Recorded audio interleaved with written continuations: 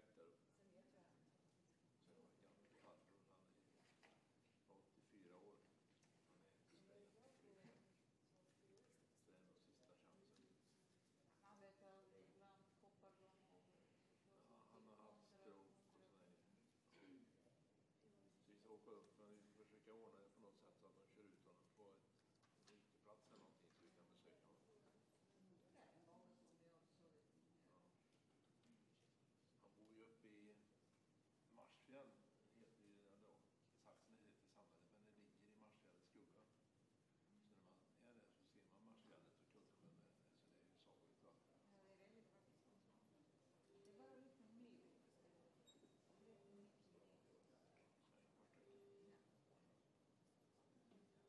De kommer ju igång här ute, midsommar. De kommer ju myggsäsongen igång.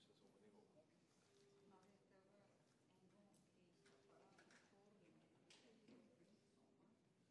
Jag vet inte hur jag mig så havets som en tennisboll är lätt som upptäckte. Sen dess firar midsommar. Och det finns allt, jag vet sommaren 75 var ett sånt där år. Och gick man ut så var det liksom och pappa hade en grävmaskin då så han kört sönder så svetsade på den där. Och gick ut och så försökte jag jobba med grävmaskinen. Det gick inte. Så vi gick upp i skogen och så tog vi på den lämpligt stora björkar. Och sen hade han på att svetsa och så stod han med björkarna så här och slog bara för att hålla bort myggen. Det är den värsta myggsommar jag har varit med om. Det är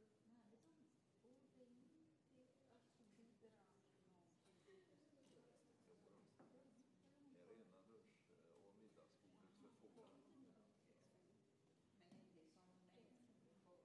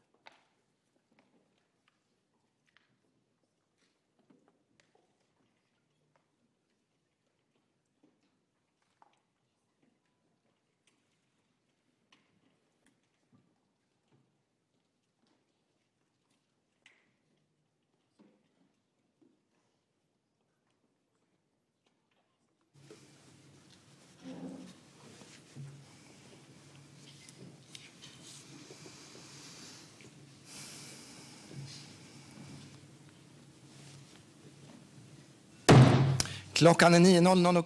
It's 9 o'clock and we're in session. And we're going to start with the party leaders' debate, debating rules. The Prime Minister and the leader of the biggest opposition party are entitled to a speech of no more than 7 minutes, and other party leaders are entitled to a speech of no more than 5 minutes. And we're doing that in party order. And then we will have a second round with the addresses of no more than 2 minutes, and also here in the order of size of the parties. And here we'll be using the dual method, no more than 4 minutes per minute, and the addresses from the rostrum and the reminders from in front of the podium. And we will begin with the Prime Minister.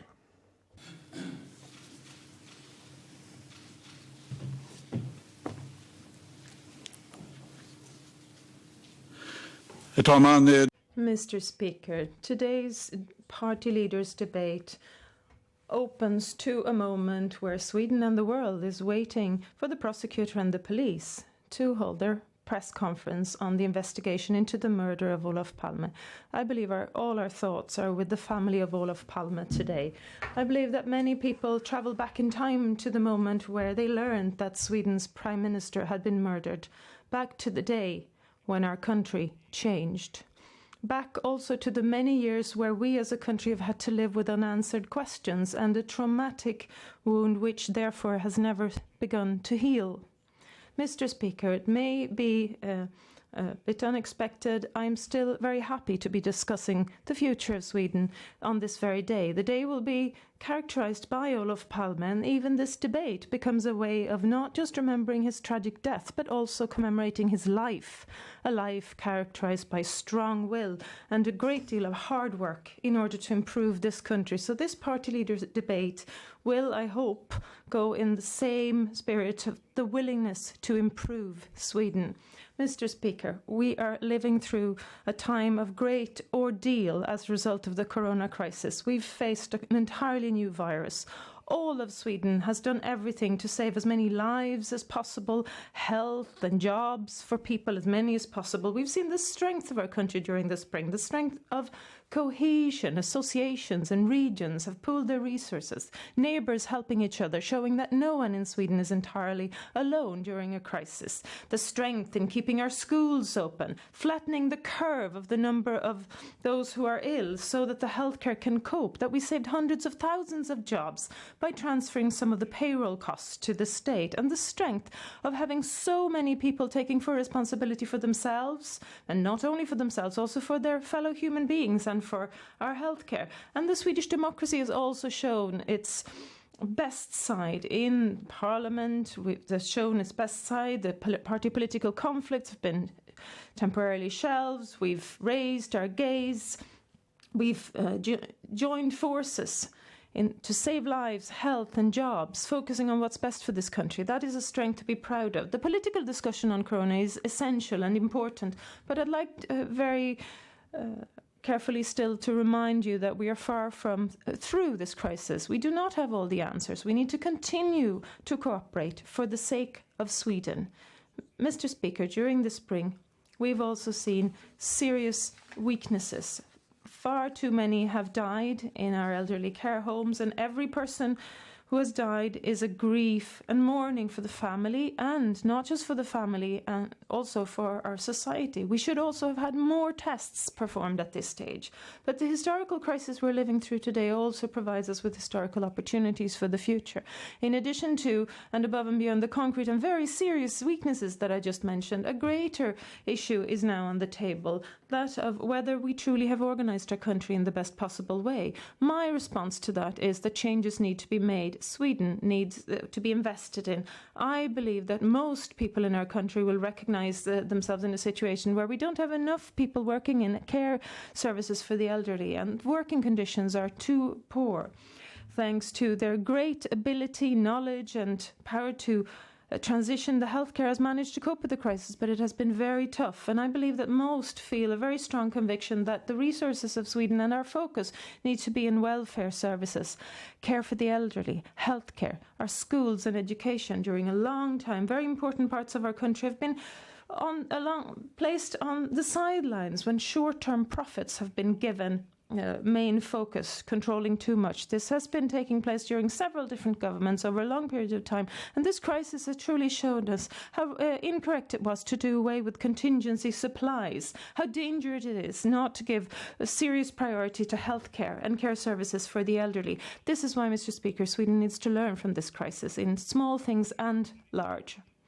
Now, when it's time to choose the path ahead, when it's time to adopt new laws in the Riksdagen and adopt the budget, we need to ensure that we have a strong society so that everyone in our country can be their very best self. We need to focus in Sweden on anyone who needs support from home services with walks or house cleaning, or a man who has as his job to provide those services, or the working conditions for a woman working as a nurse, and the everyday life of any teacher who teaches the history of the world every day in their classroom to their pupils, but also knowing that the future of the pupils today is governed way too much by the revenue of their parents. We're living through a historical moment of crisis, and we have an almost as historical choice of path before us.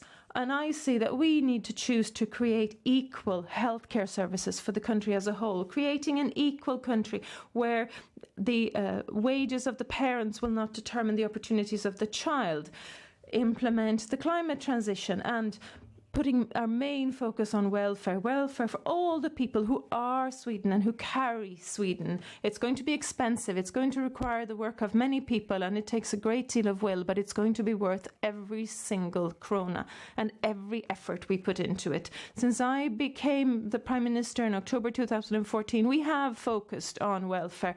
Historical investments during the previous term of office. 100,000 more people are now working in welfare.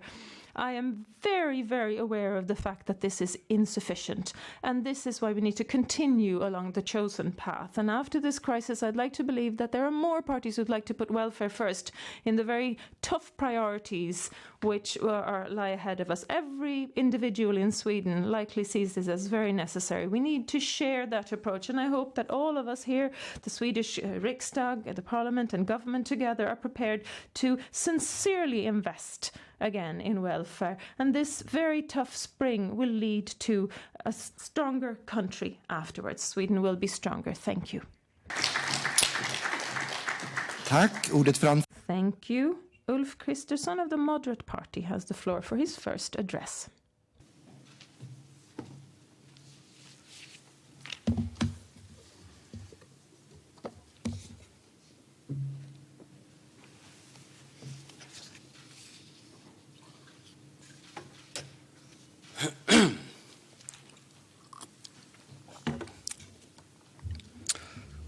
Herr talman. Mr. Speaker, to collaborate, to push ahead, to be clear. These are phrases that have guided me and my party through this crisis.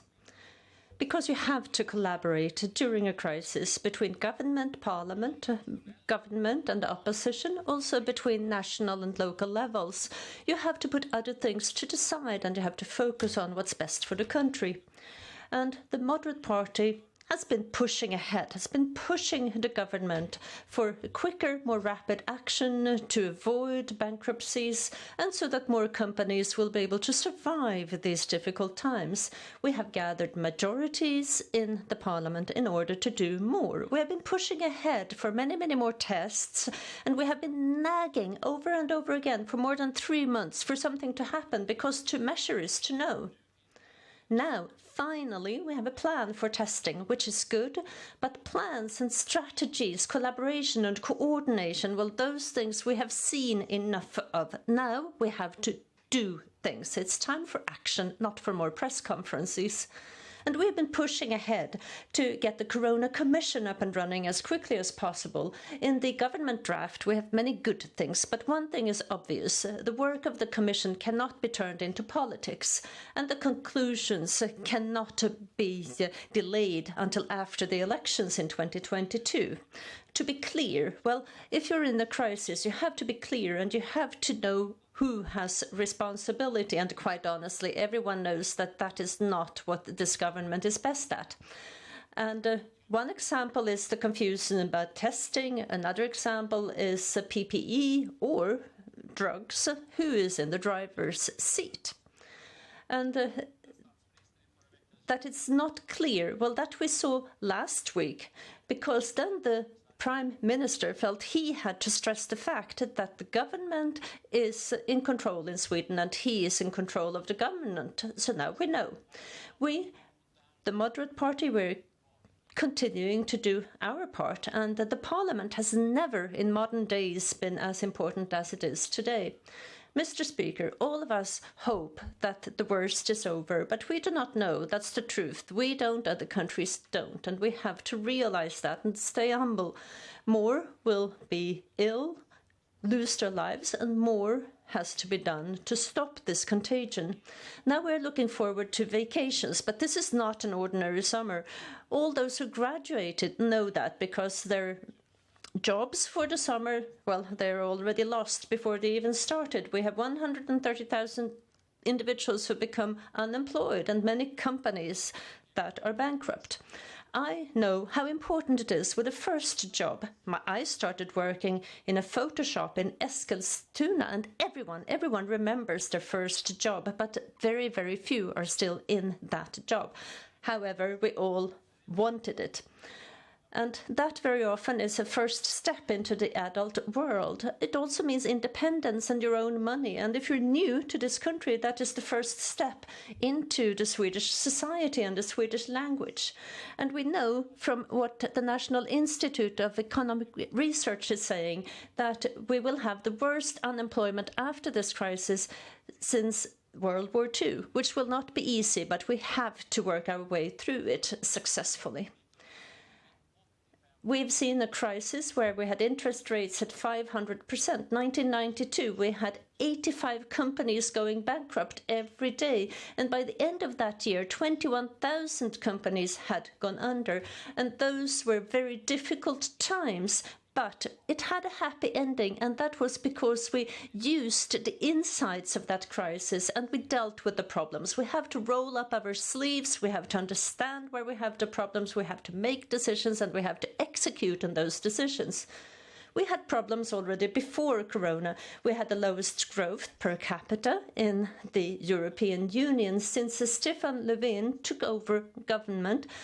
27 out of 28 EU countries have reduced their unemployment. All countries except Sweden. We have tens of thousands of people, many of them born outside of Europe, who risk to end up being permanently marginalized. And we have almost 500,000 individuals who are unemployed. And we cannot underestimate the problems. We may have gotten used to them, but it's not a natural state. It doesn't have to stay like this just because it's been like this for a long time. We have to deal with the problems that we see. We have to use our opportunities, and we have to do things in that order. Sweden has to re-establish the so-called work line. In this country, you work, you do your share, if you're young, older, woman, man, but it has to be better to work than to live on subsidies. And after a crisis, temporary measures have to be rolled back. These are crisis measures, and we cannot devalue that world crisis. Because what is happening now is that we're having exemptions. We also have to be very careful when it comes to taxpayers' money, so that subsidies and grants do not lead to long-term unemployment. We cannot go back to the industrial policy of the 1970s. We also have to re-establish safety, security in our country. Boys and girls have to dare to go home alone from practice. Gang criminality, shootings, that do not belong in Sweden, and criminality should not be an alternative career path if you live in a suburb. This has to be a country that successively improves, not deteriorates. We need a country that step by step is safer, not more unsafe. It has to be freer for everyone. And if we do what we have to, we can actually become just what we want to. And I'm hopeful. And we know from history that we have that power, that ability to see, understand problems, and to find solutions without any prejudice. And this is a feeling of hope that I carry with me when we're now to deal with the ordeals that lie ahead. Thank you.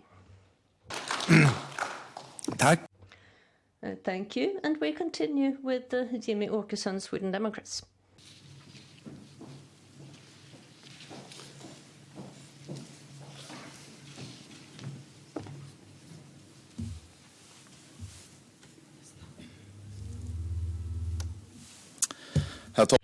Mr. Speaker, we have had an exceptionally different spring and an exceptionally different year in Parliament, and it will be a very different summer. Behind all the tragedy and suffering that we've been reminded of, present in the everyday lives of all of us during these days, there's also a reality that is nudging in on us, a parallel reality where mortal violence is on a higher level than it has been for many years. The criminality is not taking a break. The criminal gangs have not backed this idea that we will fight through the crisis together. On the contrary, they take this opportunity and hit when people are at their most vulnerable. On the same level, we find the extremists who, pretending to be protesters, go after emergency services personnel, smash up stores, robbing people of their possessions, encouraging violence. They cynically and systematically target innocent people. These hoodlums, Mr. Speaker, should not and should definitely not, with the approval of the state, be allowed to gather in large gatherings in our cities. When we have this organized violence rabble, they should be allocated a distant space away from our cities, or they should be locked up. Their behavior is in all circumstances reprehensible, completely unacceptable, Mr. Speaker. The welfare that was already in crisis before the virus hit is in an even worse situation now. We have employees working hard, struggling. We have care services with obvious problems with resources, needs for cutbacks hitting the core of the welfare sector. Small business owners already suffering under heavy taxation have further burdens put on them, like the taxation on plastic bags. Unemployment is on the rise again. Bankruptcies are on the rise. People risk losing their homes. Primarily, I would like to give some time to consider all the elderly in a difficult situation right now. After having worked hard their whole life, contributed to what we have in common, they shouldn't have to feel this fear that many people fear today, the fear to be left to their fates when the crisis hit. That is not acceptable for a welfare country like Sweden. And all the workers in the healthcare sector who have had to put up with so much for so long, not least in the last couple of months, the healthcare workers who've been working hard in inhumane conditions over the past couple of months, they are heroes. They deserve a safe working environment. They deserve good pay for the work they do. And not least, Mr. Speaker, they deserve our very deepest respect. When the Prime Minister of Sweden urges us to be cohesive as a nation, the Sweden Democrats are the first ones to answer that call. But to ask people to join forces together does not mean that you are blind to self-soul-searching. And now that we try to summarize this spring in this chamber, we have to look at an interim report of sorrow and tragedy, at least in my view. At the same time, I get this impression that the Prime Minister is fairly satisfied with his strategy to combat the virus, but also satisfied with the measures taken by the government to alleviate the negative impact on society. However, something tells me that those people suffering in different ways, relatives of those who have died, care workers working day and night, the tens of thousands who've needed care but who've seen their operations postponed, all the businesses struggling to survive. Mr. Speaker, I'm not very confident that they are very satisfied with our management of the crisis. At its core, Sweden is a strong society, a strong nation built on patience, striving to do better and caring for each other. And that will be absolutely crucial to how we manage to pull out of this crisis. But this will not be possible without making sacrifices. It will not happen without making difficult political priorities. We will be forced to make tough priorities. And Mr. Speaker, I strongly call into question if the government that we have today has the ability, the willingness and the force to make those priorities. Thank you. The floor goes to Anders W. Jonsson for the Centre Party. Please take the floor.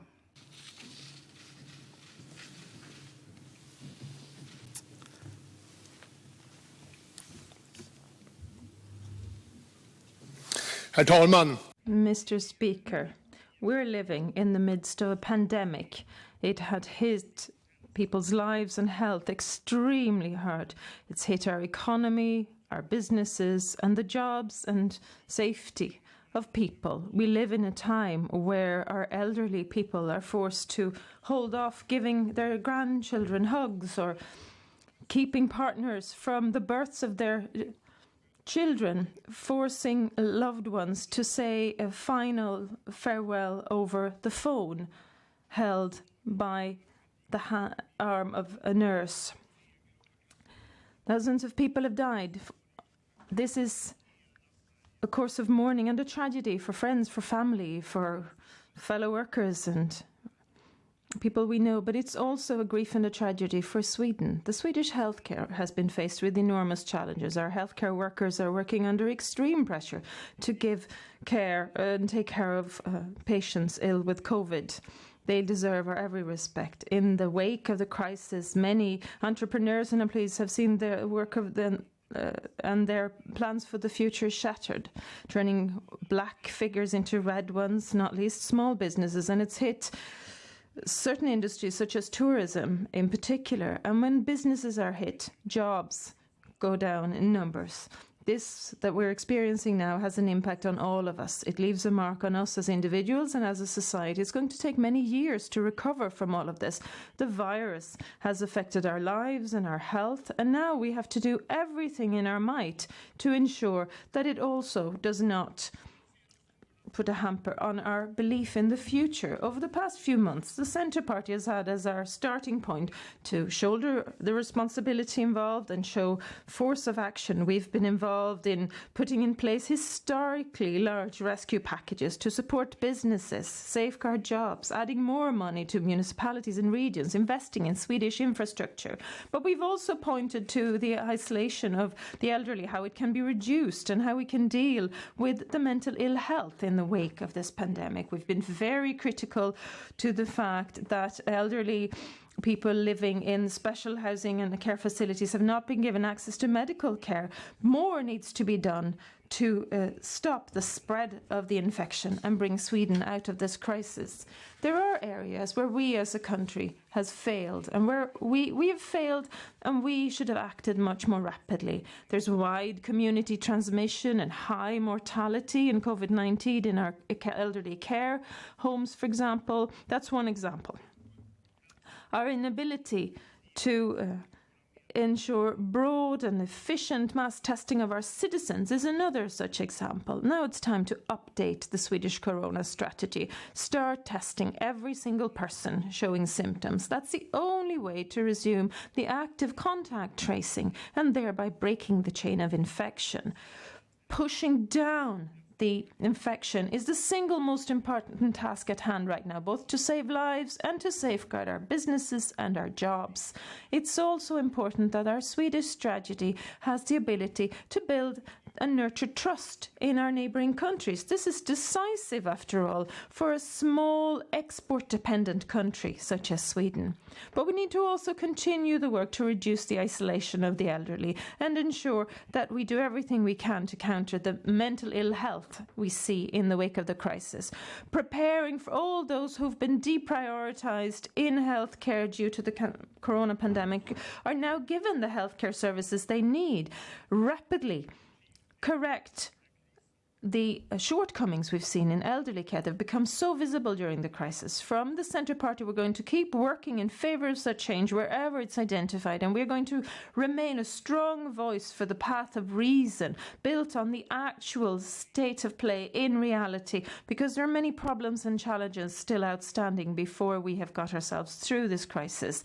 The responsibility for all of this rests heavily with the government, and we expect the government to shoulder its responsibility, because we know that it is far from a simple task.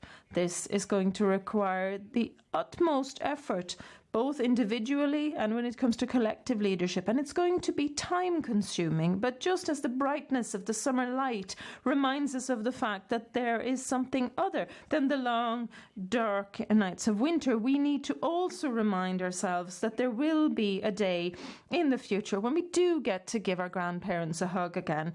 Working together, Mr. Speaker, we will get through this as well. Thank you.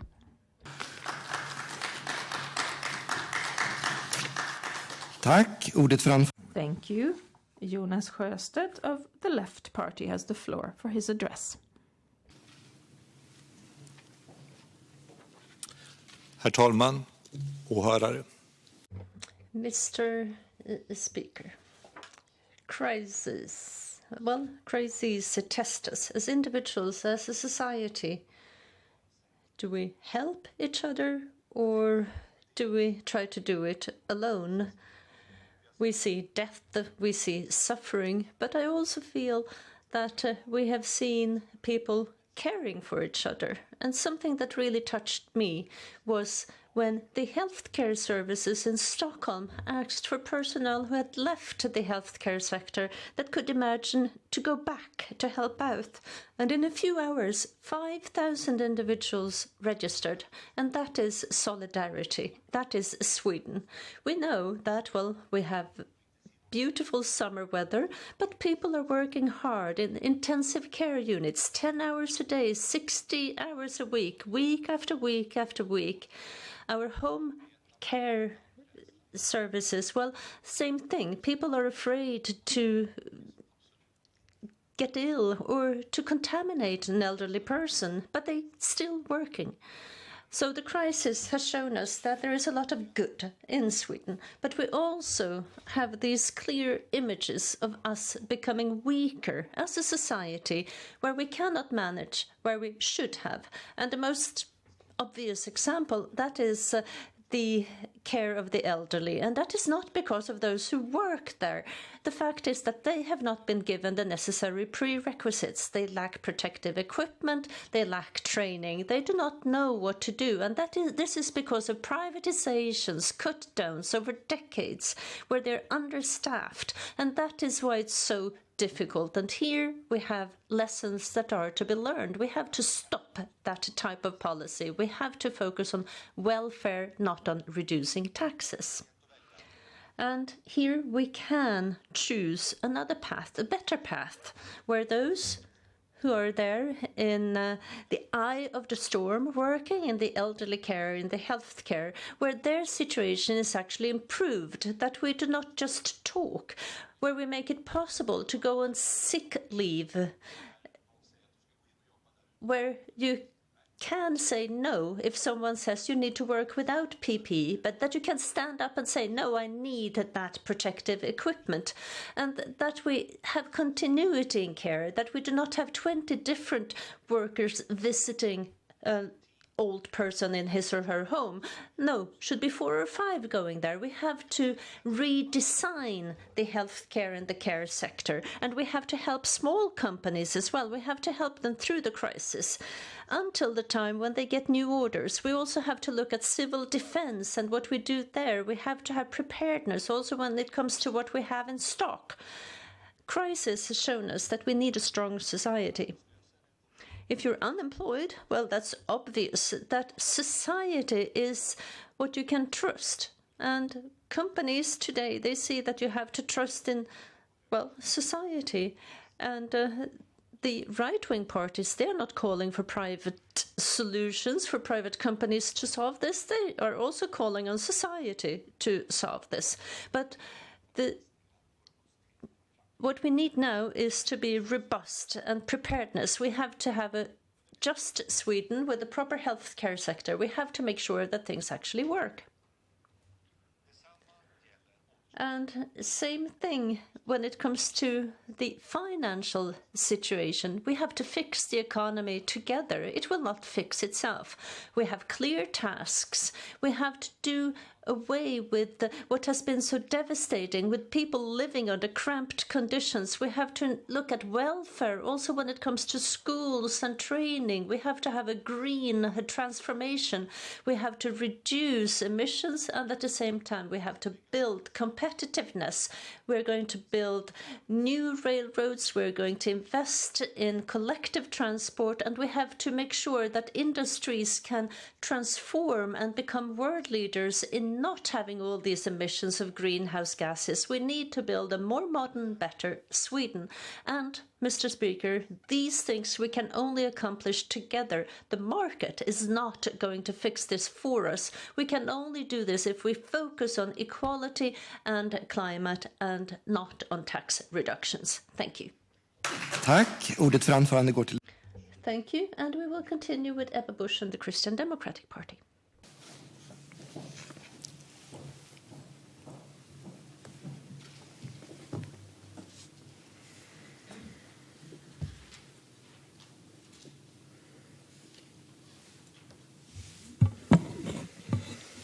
Herr talman. Mr. Speaker, I am proud to see the solidarity shown every day with the elderly and those at risk.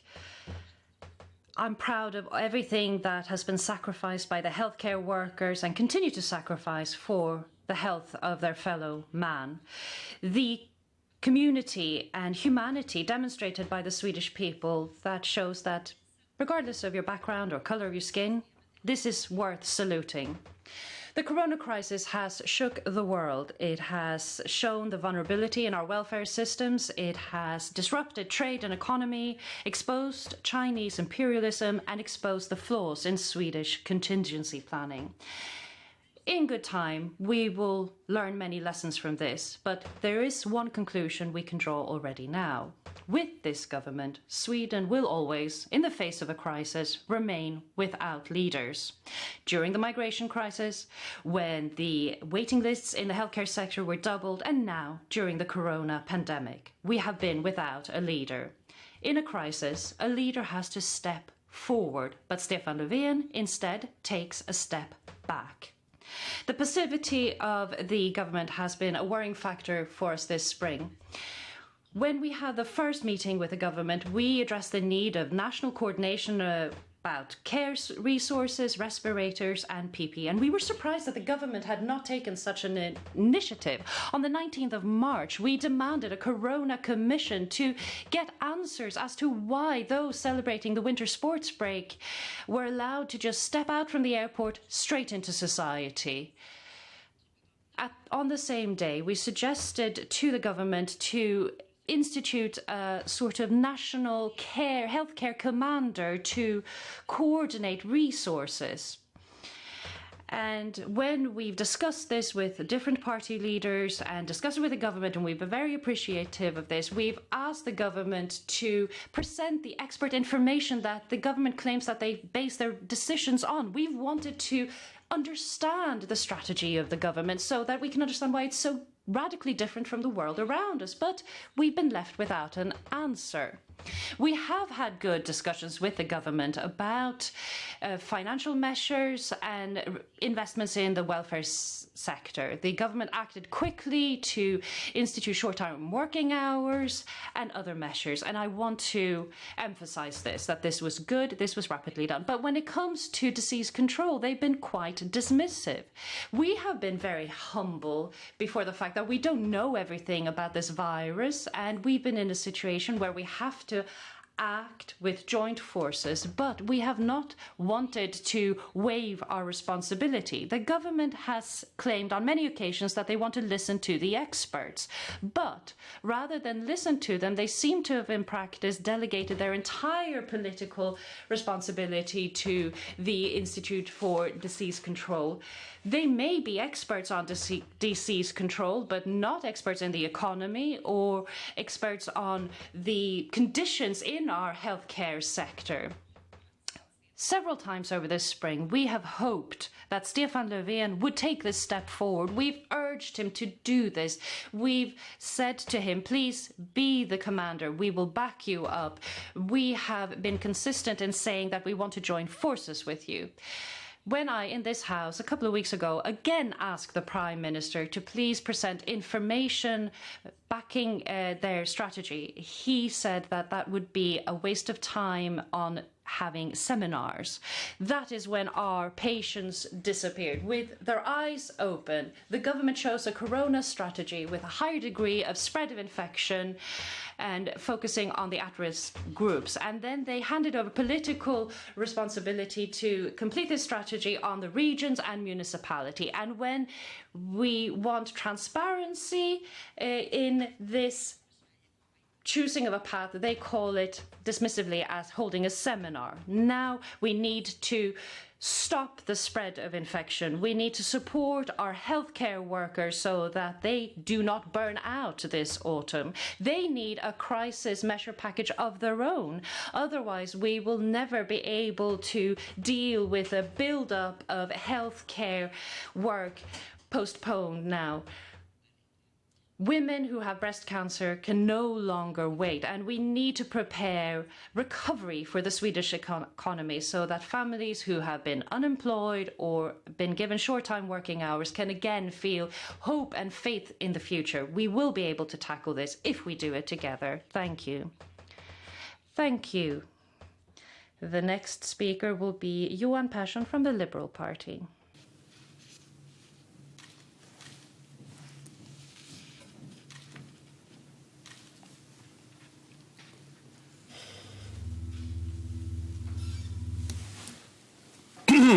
Herr talman!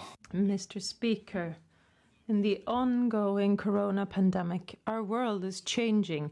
Decades of democratic and social victories and victories for freedom are in danger of being lost in the wake of this infection. Millions of people's opportunities are being pushed back, and we may see an increase in a tendency to close up. Sweden exports a great deal of what is created by our businesses and their employees, and Sweden is therefore impacted in particular by a closed situation in terms of international trade and lack of trust.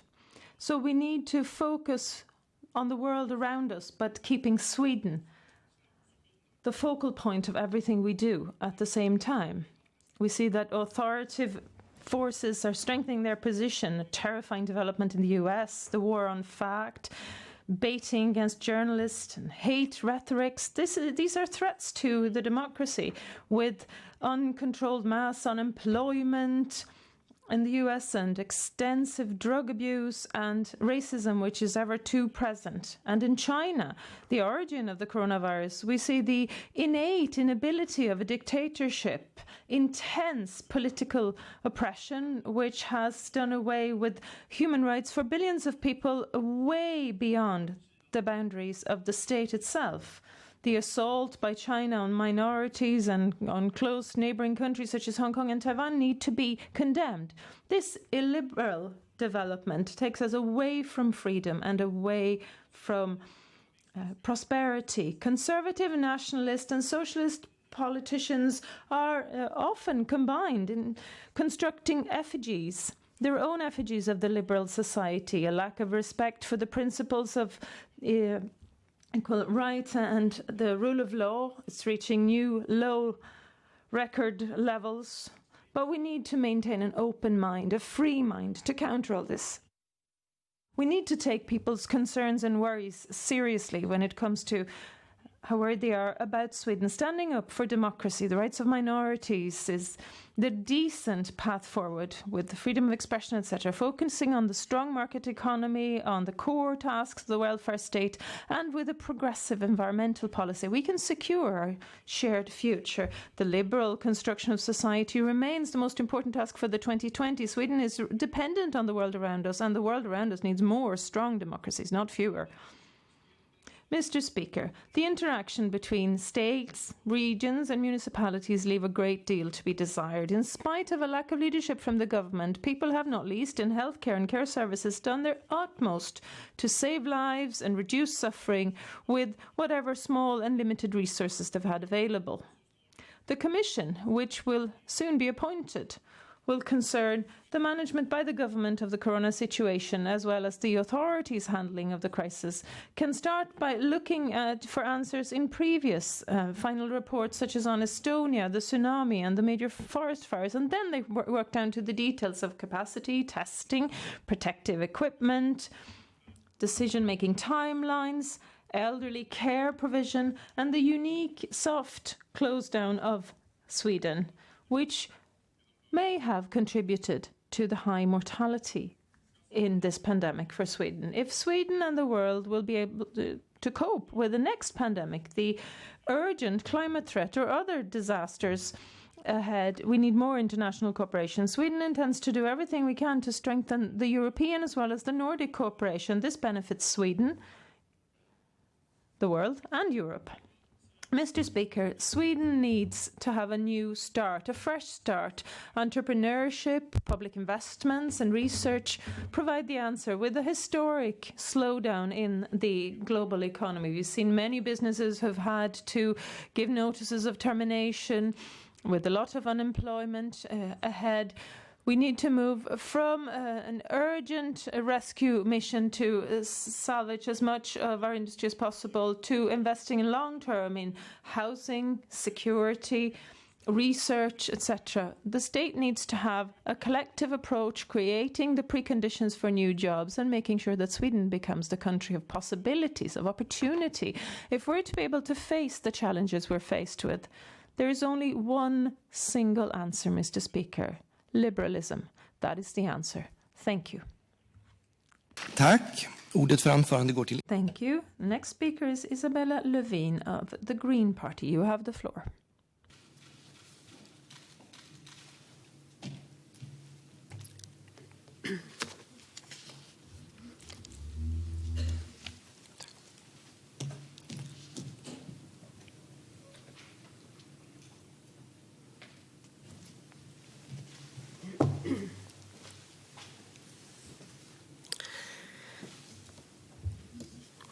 Herr talman. Mr. Speaker, in just a few months, the COVID-19 virus has turned our entire world upside down. This pandemic has shown us what a slackline humanity is balancing on. We have pushed nature to its limit. Forests have to give way for agricultural land for cities, and species that have never met before are now pushed together in small areas. They find their way into our societies. They're put in cages that are piled on top of each other. They are in barns and stables. They're fed with antibiotics. And that is the next pandemic. This is where we'll see the next resistant bug. And this is one of the biggest threats against humanity, says the World Health Organization. But this is not the only threat. The climate crisis is just as real and even more serious. Today, we see the highest level of carbon dioxide in 800,000 years on this planet. We see extreme fires, hurricanes, and other weather phenomena. These become everyday affairs. Can we think the thought this is just the beginning, that oceans will rise with several meters? Can we think that thought that if the tundra thaws, we'll have new viruses that will be released? Can we think that a thought that hundreds of millions of people might have to flee away from floodings, from droughts and hunger? The only good thing about the COVID crisis is that we cannot just ignore these scenarios anymore. This is not unrealistic. This is not nonsense. This is a very different time where we need to decide on another road, the road of solidarity. Since the environment, the Green Party was started, we have been guided by three types of solidarity: with animals and nature, with everyone, all human beings on Earth, and solidarity also with future generations. We feel strongly that without these three different types of solidarity, we can never build a safe world. Mr. Speaker, since the COVID pandemic hit us, I feel equal parts of hope and desperation. Feel desperation in that we have abused our planet, that we have not been able to handle this, prioritize correctly in politics. And also when I think about those who have died and those relatives who have not been able to be there for their parents, husbands or wives during these final days and hours. But I also feel hope.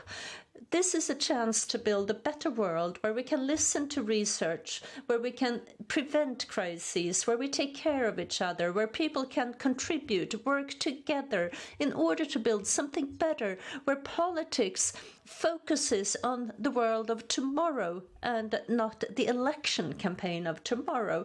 And that is why the recovery after this crisis has to be green. We have this opportunity. We can solve several crises at the same time: the financial crisis, the climate crisis, but also that human crisis, this feeling that is so widespread in our society today that something is off.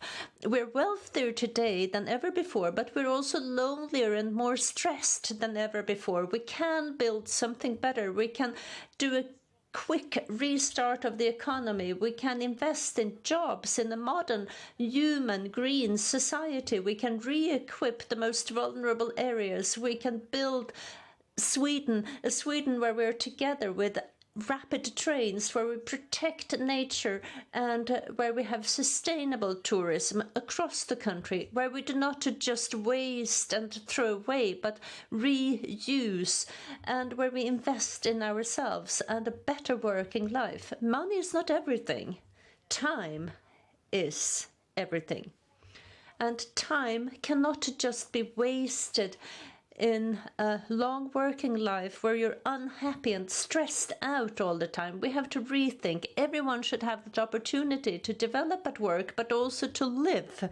And this is a unique chance, an opportunity where we can create a society with solidarity, with humanity, a sustainable society. And that is the best vaccine against a next crisis. Thank you, Mr. Speaker.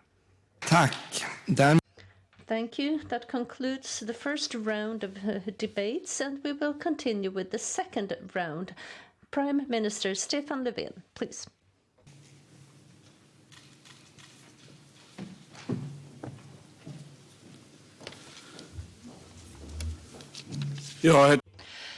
Mr. Speaker, the prosecutor and the police are currently in mid-press conference on the investigation of the murder of Olof Palme, and as a result of this, I will be calling for convening a press conference this afternoon.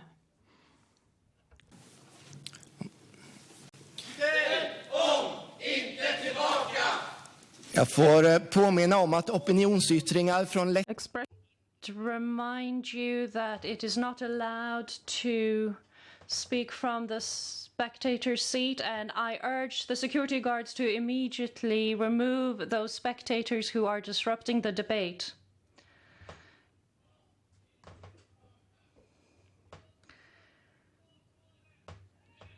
You have to reinforce the goals for the climate politics is what is being chanted from the stands.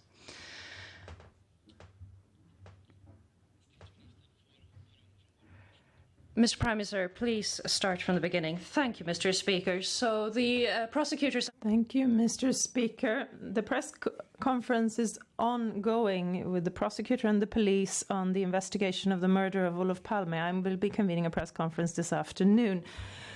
But back to Corona. Sweden is not through the Corona crisis. We do not have all the answers, even though some suggest that there are answers. We may see a second wave this autumn. There may be other crises or disasters which we need to be able to handle during the course of the year. We might have a summer with both forest fires and floods.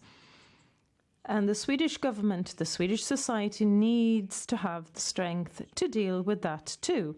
In the future, we need to do a lot: public investments, managing the climate transformation, getting jobs for more people. But if there's anything that the corona... Something that the corona crisis has clearly demonstrated is that this country needs to defend our welfare sector, and then we need to make priorities for the elderly care services, healthcare services and school. And this is a choice of paths. Either we choose to invest in Sweden now, invest in the welfare sector, or other things will have to be more important. We need to spend a moment to consider how much we've actually managed to do this spring.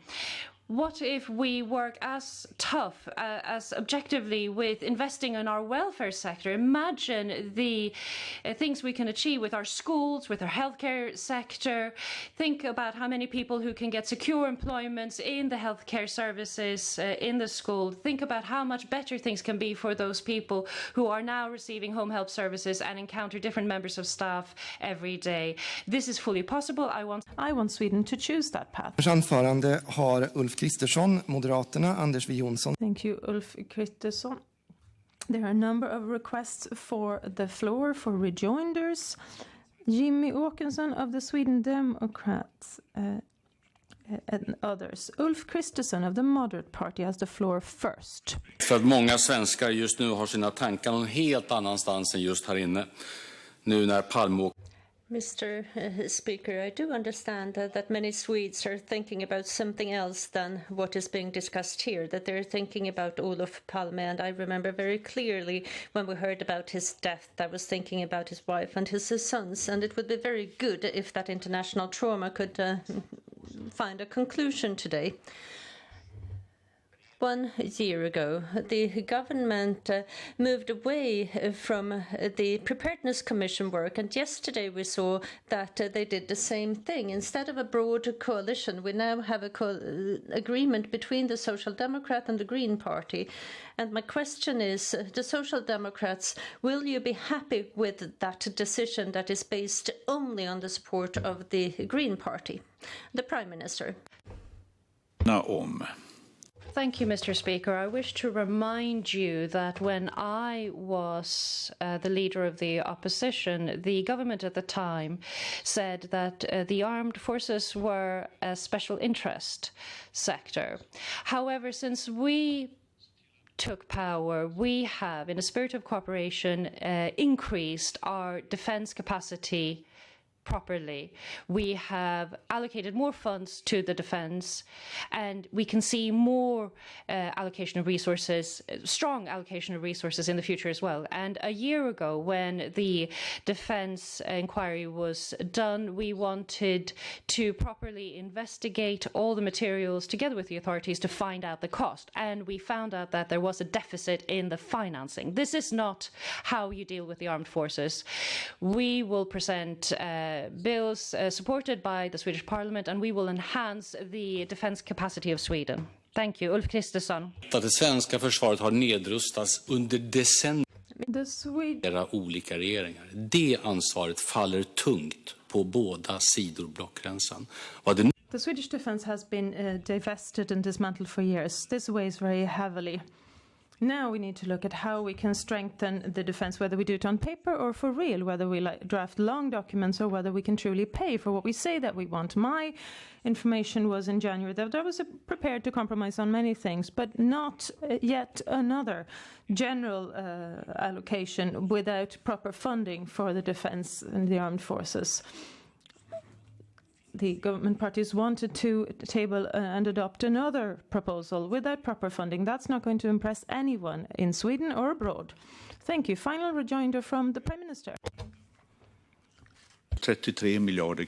Let me remind you that in the last term of office, we gave 33 billion to the armed forces. That is a raising of allocated resources. Now we are working on this together with the Centre and the Liberal Party to give another 21 billion. These are historic investments in the defence of Sweden. And we did this because it was needed. And we have been in agreement about this. But there was also a different perspective that is just as important. We are in the midst of a pandemic crisis right now. To do what the Moderate Party and the Christian Democratic is doing, that already in 2026 and 2027 we will promise X number of billions, that is not sustainable.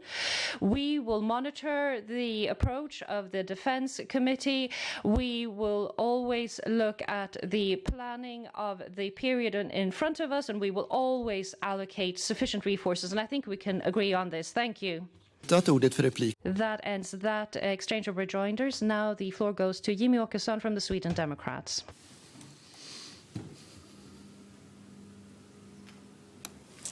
Herr talman, statsministern. Mr. Speaker.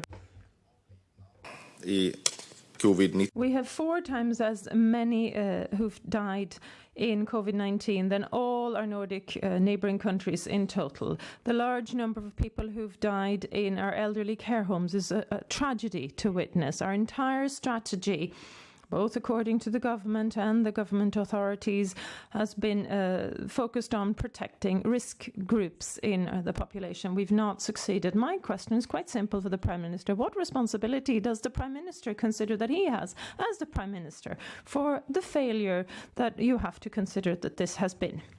Thank you, Prime Minister. Thank you. First of all, this is why this consumer information seems to be necessary. This is the country of Sweden. I'm the Prime Minister of Sweden. The government always has a certain amount of responsibility. First, we need to look at what has actually happened. And when in the beginning of the crisis, we could agree that none of us are epidemiologists. We still don't know if there is a difference in the outbreaks in different countries. Let us wait and see what has really happened. But yes, we have seen that in the elderly care services, hygiene practices have not worked.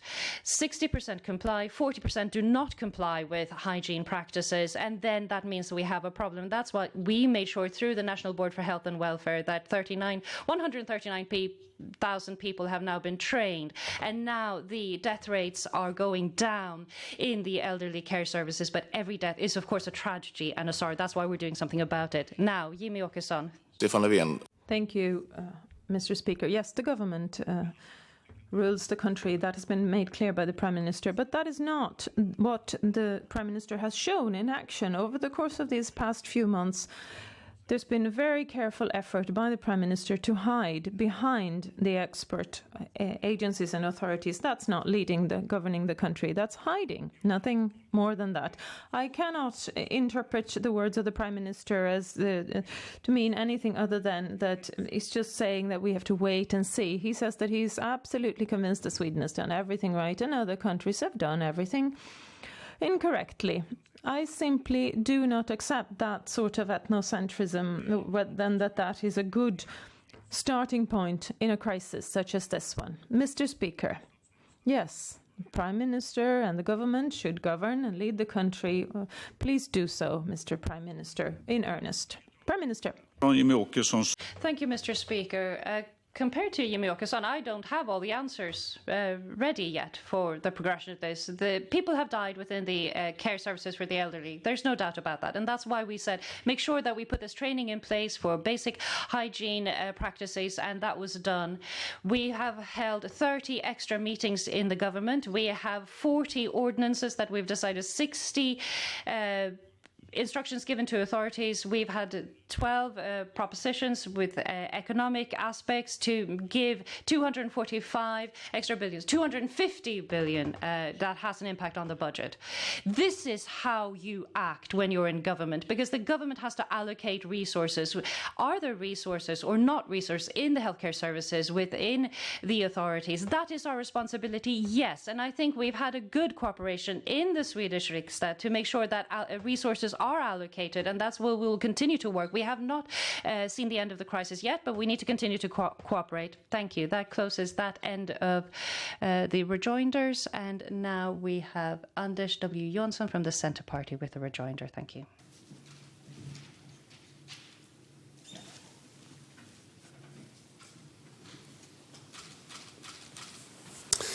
Thank you, Mr. Speaker.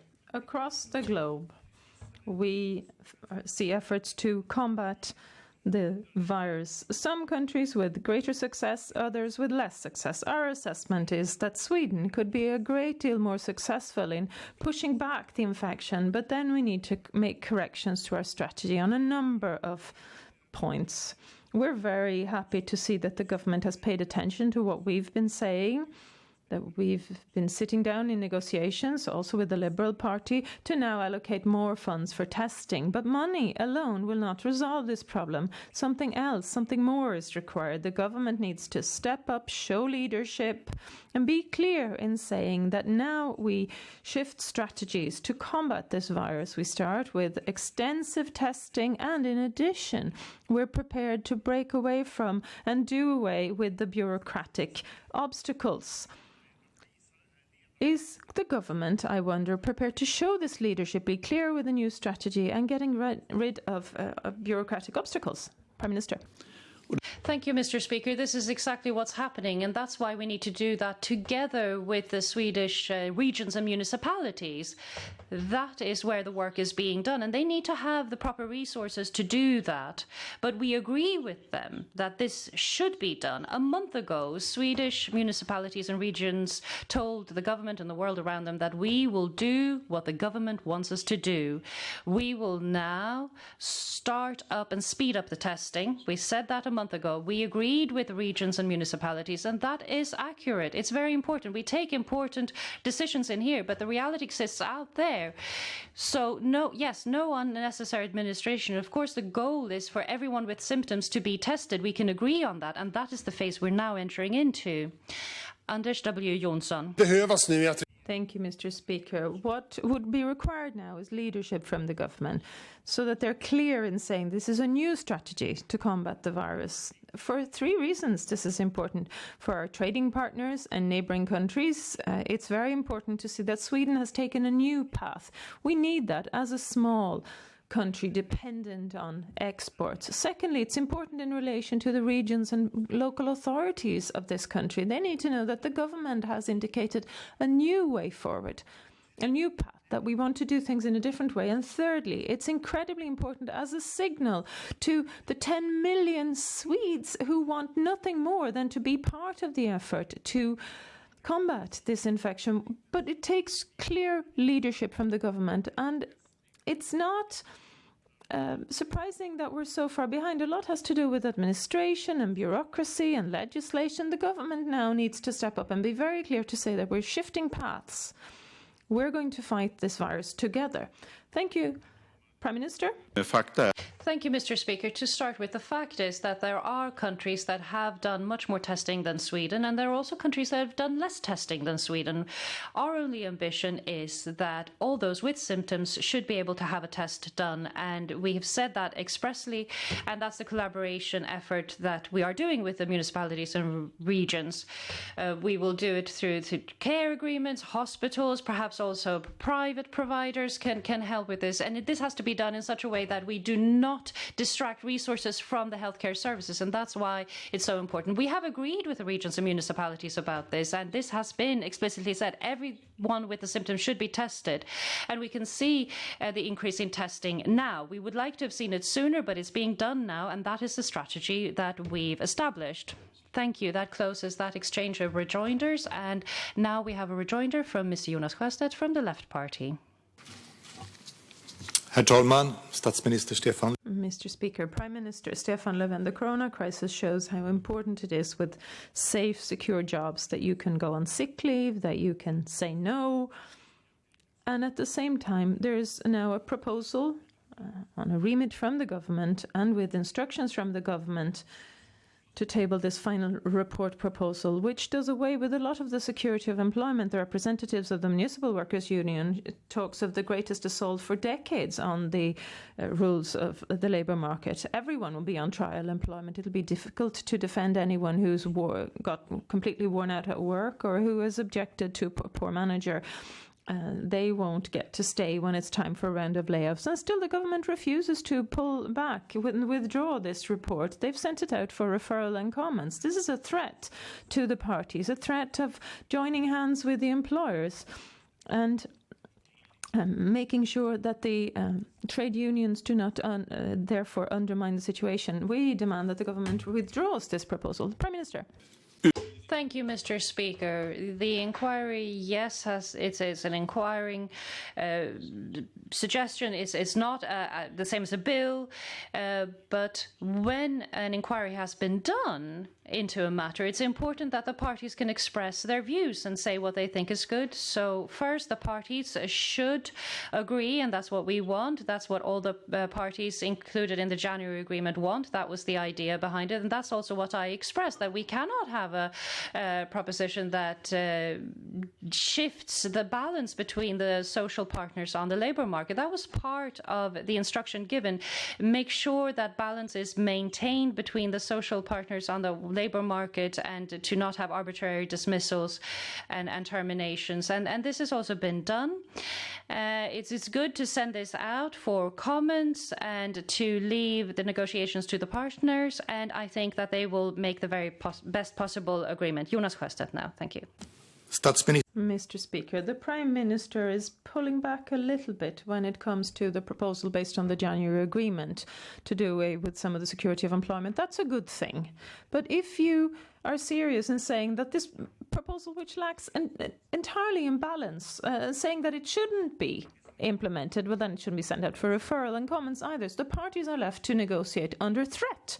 The government is basically siding with the employer, saying that if you don't break down the security of your members, we're going to do it on your behalf after you've negotiated. Now, that makes it difficult for any bargaining between the social partners, and it makes it very difficult for the trade union organizations to give good promises of support to their millions of members who risk a deterioration of security of employment. This referral round needs to be retracted. The government should say that this is a bad proposal, should never be implemented. Thank you. Prime Minister, final rejoinder. Thank you, Mr. Speaker, because I've now been very clear in saying that this is not the same as a government proposal. This is not a threat to the parties. Let them negotiate, and if they cannot agree, then we will have a proposed legislation this autumn. That is what I've said. But, Mr. Sjöstedt, you forget one thing with the Left Party, and that is what the majority situation is in this House. If Mr. Sjöstedt took some time and analysed the different proposals before the Parliament, the motions about enhanced probationary periods with trial employments, and that we have agreed that parties can go on strike. We have had a suggestion to reintroduce Lex Laval. Those are the forces then, Jonas Sjöstedt, that should be counteracted. But sometimes, Mr. Sjöstedt, you choose to cooperate with those political forces when you need to take a stand against the government. That is not good. That concludes that exchange of rejoinders, and the next rejoinder will be from Ebba Busch from the Christian Democrats.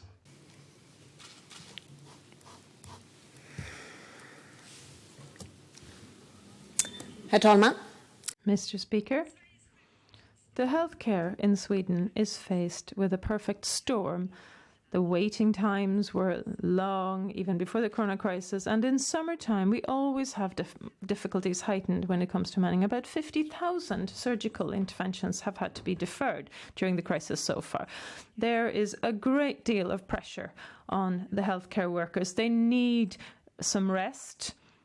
They need to be substituted by summer substitutes Otherwise, we're going to get a wave of people on sick leave amongst healthcare practitioners. We've proposed that those who've been trained in healthcare vocations or who have left the sector be given an extra premium to return to the profession.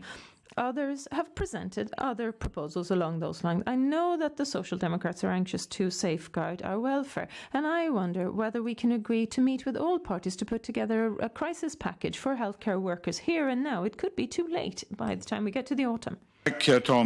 Thank you, Mr. Speaker. I'm happy to have this discussion how to bolster the healthcare services, because that's something we need to do. That's why I mentioned it in my opening address. So the first thing that I think that we need to think about is that in the foreseeable future, we will not be able to afford lowering of taxes. We will need all the income we have in this country to bolster our healthcare services and other aspects of our welfare society.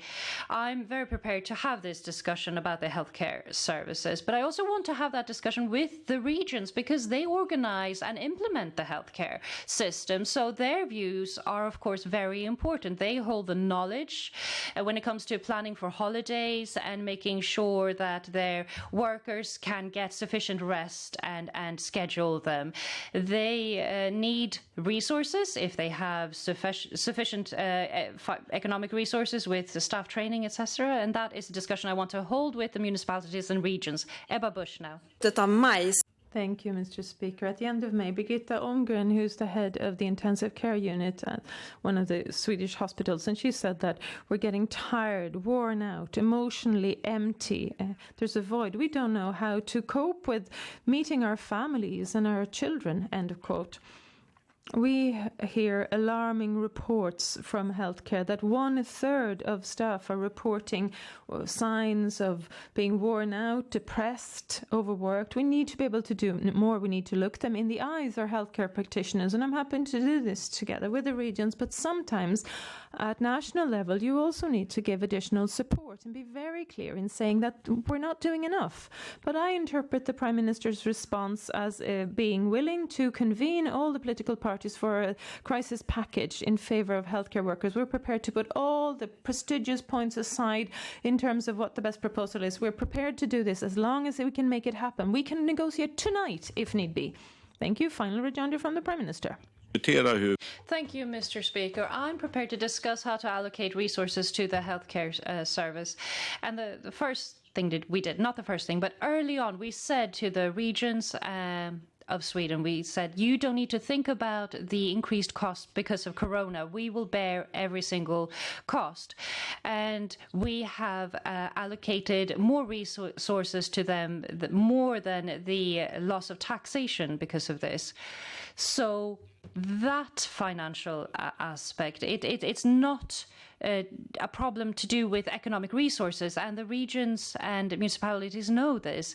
So how are we supposed to act now when we are in an acute situation? We're not right there yet. And how do we meet the demands of the healthcare sector in the future? And we will do that together with the county councils and the regions. I'm convinced that we will be able to do that. We have a good dialogue with them because this is what needs to happen for the citizens of our country.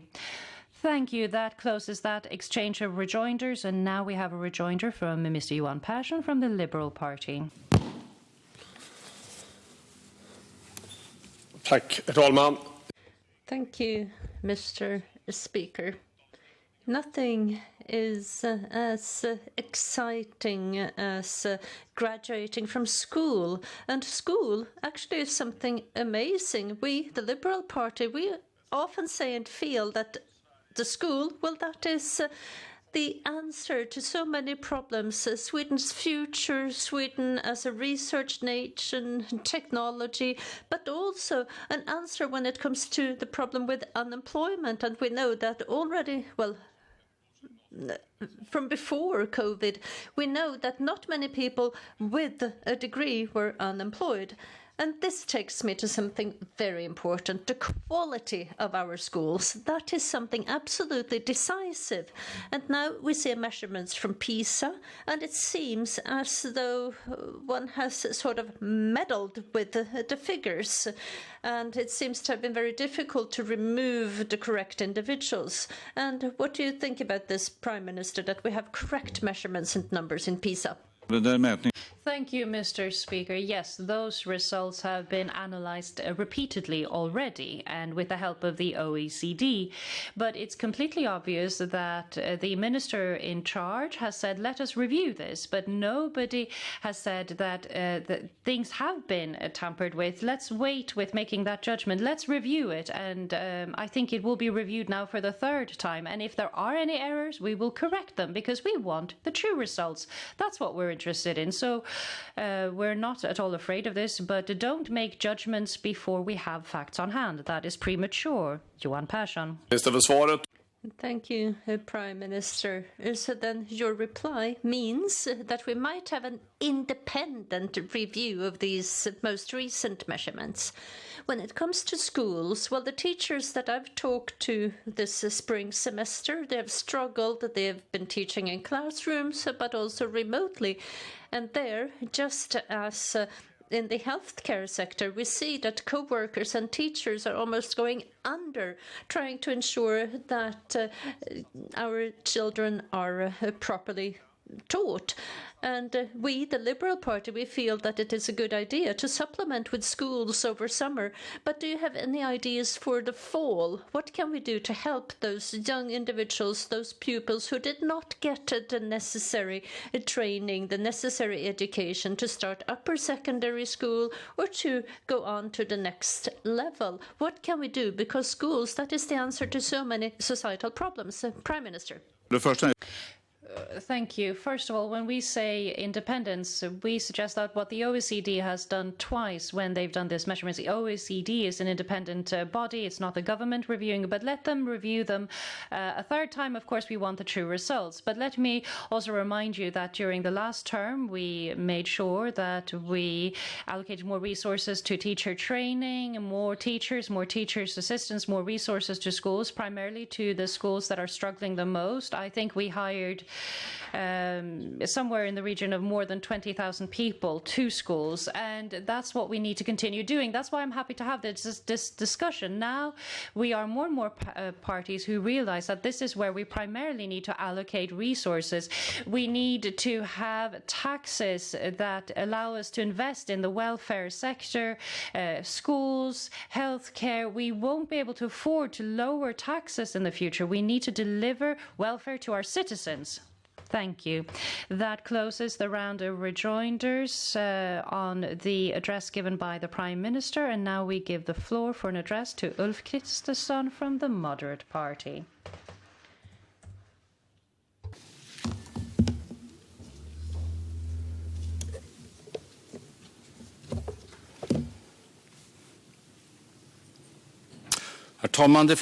Mr. Speaker, there's a proud Swedish tradition to conduct public inquiries after crisis. We remember the Commission after the Estonia disaster in 1994 and after the tsunami disaster in 2004. And right, like then, we will evaluate this crisis through an impartial and objective review of what happened so that we can learn for the future and make sure that Sweden stands stronger for future crises. It's good that a Corona Commission has now been put in place, will be put in place for this summer, and that we will work together for the future to have a consensus about this. Makes it easier for them to be successful. Thus far we agreed, and now we've given the government our detailed views on their draft. But here I wish to address three central aspects where we expect the government to change their mind. First of all, the governments and the authorities' crisis management has to become subject to the evaluation of the Commission expressly. Secondly, the Commission has to consist of those who are independent of party political allegiances, with a high level of integrity, wide experience, and this Commission must not become a political body. Thirdly, the collected conclusions of the Commissions must, of course, be reported before the election. The government proposes a final report in November 2022, 2 months after the next election, incidentally. That is not tenable. Sweden will learn from both its success stories and failures and then implement concrete change. Don't let this get lost in party politics. Thank you. Thank you. A rejoinder has been requested by Stefan Löfven from the Social Democrats. Jonas Sjöstedt, Ebba Busch and Isabella Lövin have also requested rejoinders. First, the Prime Minister, Stefan Löfven. And also we have a rejoinder requested from Johan Persson, the Liberal Party. Varken du eller jag. Ja. Herr talman. Mr. Speaker, we're not through the crisis yet. We will have to work on a recovery, and the recovery is approaching, and we're prepared. We have 1.3 million wage earners that will benefit from the short-term layoffs. And I hope that we, after the crisis, also will be able to agree on how to work for a better welfare. We see the needs in schools, in healthcare. We know that we need better working conditions, better training. And since 2014, we actually have 1,000 more individuals working in our Swedish welfare sector. And we're also starting an approach where we will have several more who will receive training, but we need to do more over time. And Ulf Kristersson, the Moderate Party, are you prepared to focus on equality and welfare for the entire country instead of big tax reductions? Ulf Kristersson. Thank you, Mr. Speaker. It's almost as wise as asking, is the Prime Minister prepared to prioritize welfare or work? It is a pointless question. Either you have people with jobs who want to have jobs, are allowed to work, can work, contributing with a lot of taxes because they work a lot, making money, which creates the conditions where we can have an equal, extensive welfare sector. If we don't have people working, taking social benefits, not paying taxes, living in marginalized conditions, need welfare, but they don't contribute to it, then we have a problem. We don't have a difference in views on welfare being good or not. Our difference is, should we work to achieve welfare, or do we invent welfare in the Treasury? The Prime Minister. Well, thank you. I'm the party leader of the Social Democratic Workers' Party, and this is a party that's very, very clear on the fact that we need to work for welfare, and we need to do that together. That is why we want full employment and more hours worked. And once we have worked and paid our taxes, then the tax money should be used for welfare. If we just have heavy tax reductions, well, then something will happen with the income of the state, the government. We will not have enough money to spend. And now we need to work together with municipalities, regions. We need to work for schools, elderly care, health care, and we have to do that to manage what comes after the crisis. And I feel that that is the route we need to go. And the Moderate Party, I'm wondering, could you imagine as well to make these prioritizations instead of heavy tax reductions? And final rejoinder. Mr. Speaker, I know the Social Democratic Party line almost as well as my own. I know that once you were a party fighting for the value work, first you do your duty, then you claim what's due to you, to work, pay taxes, and then we took on that role from you, and we've managed that much better than you ever did. If it was truly the case that the Prime Minister always thought that higher taxation was always better? Why don't we return to the 90% level we had before? Why don't you remove all the deductions on work taxes so that it is not as profitable to work? Because you know that would be madness, but your rhetoric is still in the 1950s. That closes that exchange of rejoinders, and now we have a rejoinder from Mr. Jonas Sjöstedt from the Left Party. Please take the floor.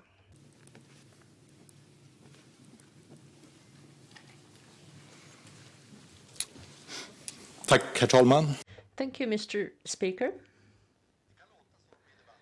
It may sound in this debate as if everyone wants to invest in the care of the elderly, that everyone working there should have better working conditions. But if we look at the budgets, that is not the case. After the most recent elections, we saw the state budget of the right-wing parties going through. This is something that we had negotiated. And, well, what we had negotiated was just not ignored. We saw that across the country. Same thing in Stockholm, where the moderate party decided to reduce taxes and make savings within the care of the elderly. We see that in the elderly care homes and in the home help services alike.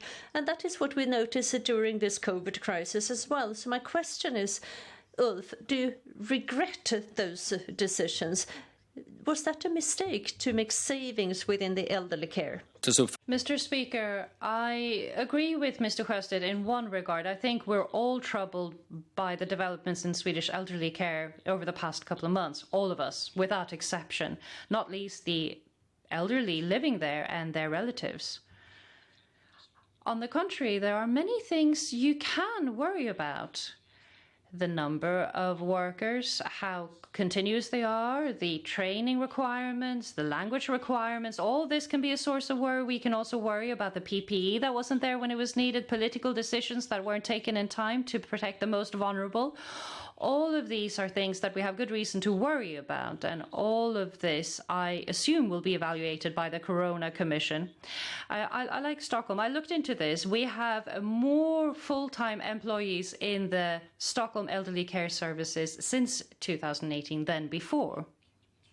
Thank you. Jonas Sjöstedt. Mr. Speaker, that the right-wing local government in Stockholm, that you've been making savings within the elderly care sector, well, that is a fact. Another fact is that when it boiled down to action, the moderate and the Christian Democratic parties decided to do away with that budget for elderly care, something we had negotiated with the then government. And I do agree with much what you're saying about the weaknesses within the care of the elderly and that system. But if we have fewer people who are to work there, nothing will improve. It will be more difficult to make schedules, to manage the tasks. And I think this is something kind of remarkable, that you cannot just admit that this was a mistake, that we should have needed those individuals working there today. Final rejoinder. Mr. Speaker, the fact that the Left Party has negotiated a budget item with the Social Democratic Party doesn't automatically mean that you think it's a good solution. Yes, that we can agree on budgetary issues, but it's more of an exception than a rule. And also, on good grounds, we felt that it was a poor Labour policy.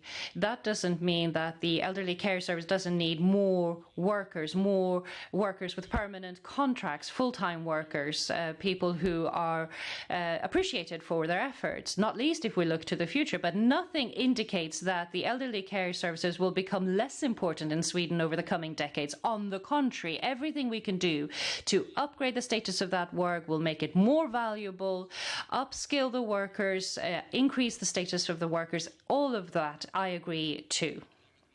Thank you. That closes that exchange of rejoinders, and now we have a rejoinder to the address from Ebba Busch from the Christian Democrats. Please take the floor. Herr talman. Mr. Speaker, in Swedish news recently, we heard an auxiliary nurse summarizing her work situation. She said that we're not too many full-time ordinary employees. Workload is double, and we also have to train people constantly. I'm very happy with this close collaboration between the Christian Democrats and the Moderate Party. Through those right-wing majority years, we managed to have waiting times for care, and we also know from then that we need leadership in how to use resources. We also decided back then to give a lot more for the care sector compared to what had been proposed by the Red-Green coalition. Now our leadership is needed again, or the healthcare personnel will simply run into a wall. So we need to encourage everyone to have a care package produced for our healthcare personnel, and it needs to be done now. Thank you, Mr. Speaker. Of course, the short answer is yes, very much. The somewhat longer answer is that I don't seriously object to anything said by Ebba Busch. But what it is really about is that many of the problems we had in Sweden before Corona come to the surface now during and after Corona. I mentioned myself the economy, integration, criminality, obvious things. None of these are less serious because of the Corona crisis. Ebba Busch mentions the healthcare service, the waiting lists, none of that. Other things have been pushed forward. We focused on what has been necessary at the moment. We haven't resolved those other problems. So I think the need for reform, shortening the waiting lists, helping people in the healthcare service cope with their task is even more important. Thank you. Ebba Busch. Thank you, Mr. Speaker. I'm happy to hear this, and I fully share this opinion expressed by Ulf Kristersson about many of the big fundamental problems that we were struggling with before the crisis, that they will reoccur with new force after the crisis, and therefore it is important, once we're through this very acute phase, that we can manage reform. What I want to stress is that what the government has done this far about care, well, it has to do with the future, and that is good. It's good that we'll get more co-workers in the future, but now we need a solution for this summer to ensure that we have proper healthcare services, and we also need enough colleagues this fall so that not everyone working in the healthcare sector today will be on sick leave, because we need to deal with the waiting times we have. Thank you, Mr. Speaker. Well, the short-sighted risk is perfectly obvious that people will be completely exhausted working 24 hours for a long period of time, and then they have to deal with things that are important to other people. Their problems aren't less important. Their diseases aren't less important because we have this problem with Corona. So that's obvious. The long-term risk that I wish to underscore is that now we will implement big reform in the healthcare service, etc., with a downward turn in the economy. We've wasted our opportunity when we had an upwards turn in the economy with good finances, but now we need to address all these problems in much more difficult financial circumstances. It will be difficult, but we will cope with the task. Thank you. That closes that exchange of rejoinders. Now we pass the floor for rejoinder to Johan Persson from the Liberal Party. Tack, herr talman. Thank you, Mr. Speaker. Ulf Kristersson talked about the crisis during the 90s in his first address, where he talked about interest rates soaring and bankruptcy after bankruptcy, where people were also forced to leave their homes.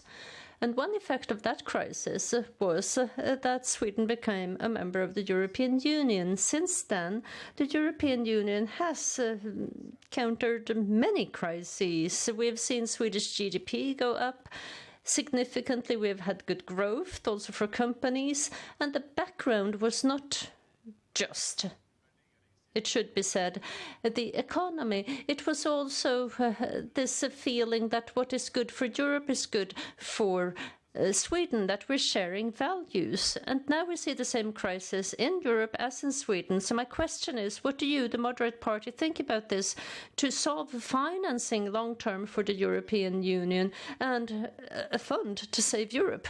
Ulf Kristersson. Herr talman, får jag börja där jag tror vi är helt eniga. Mr. Speaker, I think we are entirely in agreement when it comes to the financial reasons and the idea-based reasons for the membership. I think we agree. as a starting point, nothing has changed on that in that respect. Many other things have changed in Europe, both in terms of the values currently in Europe and the financial situation. A lot of other factors have changed, but the basic starting point hasn't changed. Sweden is a stable, firmly entrenched member of the European Union. That doesn't mean that we have to agree in detail on how to resolve problems in practice. I understand it to be that we, in the Swedish context, including the government, is very sceptical to some of the things that are happening at the European Union level. The Commission proposal for a multi-annual financial framework, a long-term budget, contains a number of very highly problematic areas that we cannot support. Together with Denmark and the Netherlands and Austria, we are in agreement that we cannot support it. I think that others are in the wrong. They're jeopardizing the legitimacy of the EU in this way. Thank you, Johan Persson. Thank you, Mr. Speaker. That is an image that your party friends across Europe is not sharing. Rather, we see in Germany, for example, that it's said that we have to save Europe because it's so decisive for the future of our country to be able to live in peace, in freedom. And it's also decisive for our Swedish companies because we're an export nation. And we, the Liberal Party, we want to continue to be an export nation. And then we have to have something there for the future. I do agree that this is complex.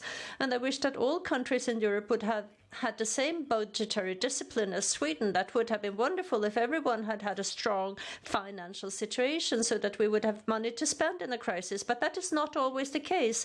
And now we're there and we're working on the new long-term budget. And I assume that we'll continue to be a net payer.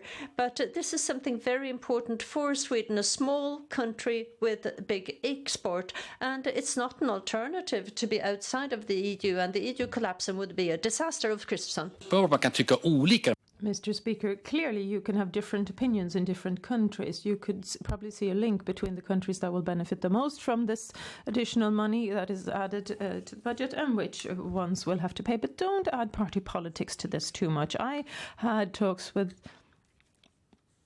a Dutch liberal, the Christian Democrat, Sebastian Kurz in Austria as well, and both Sweden and Denmark are of course governed by prime ministers from the social democratic parties.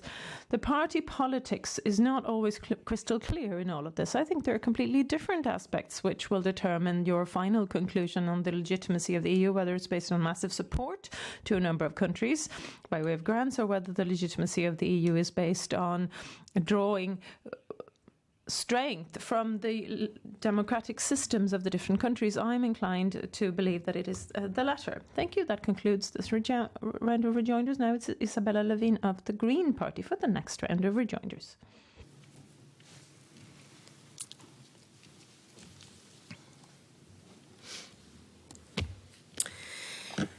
Ja, herr talman.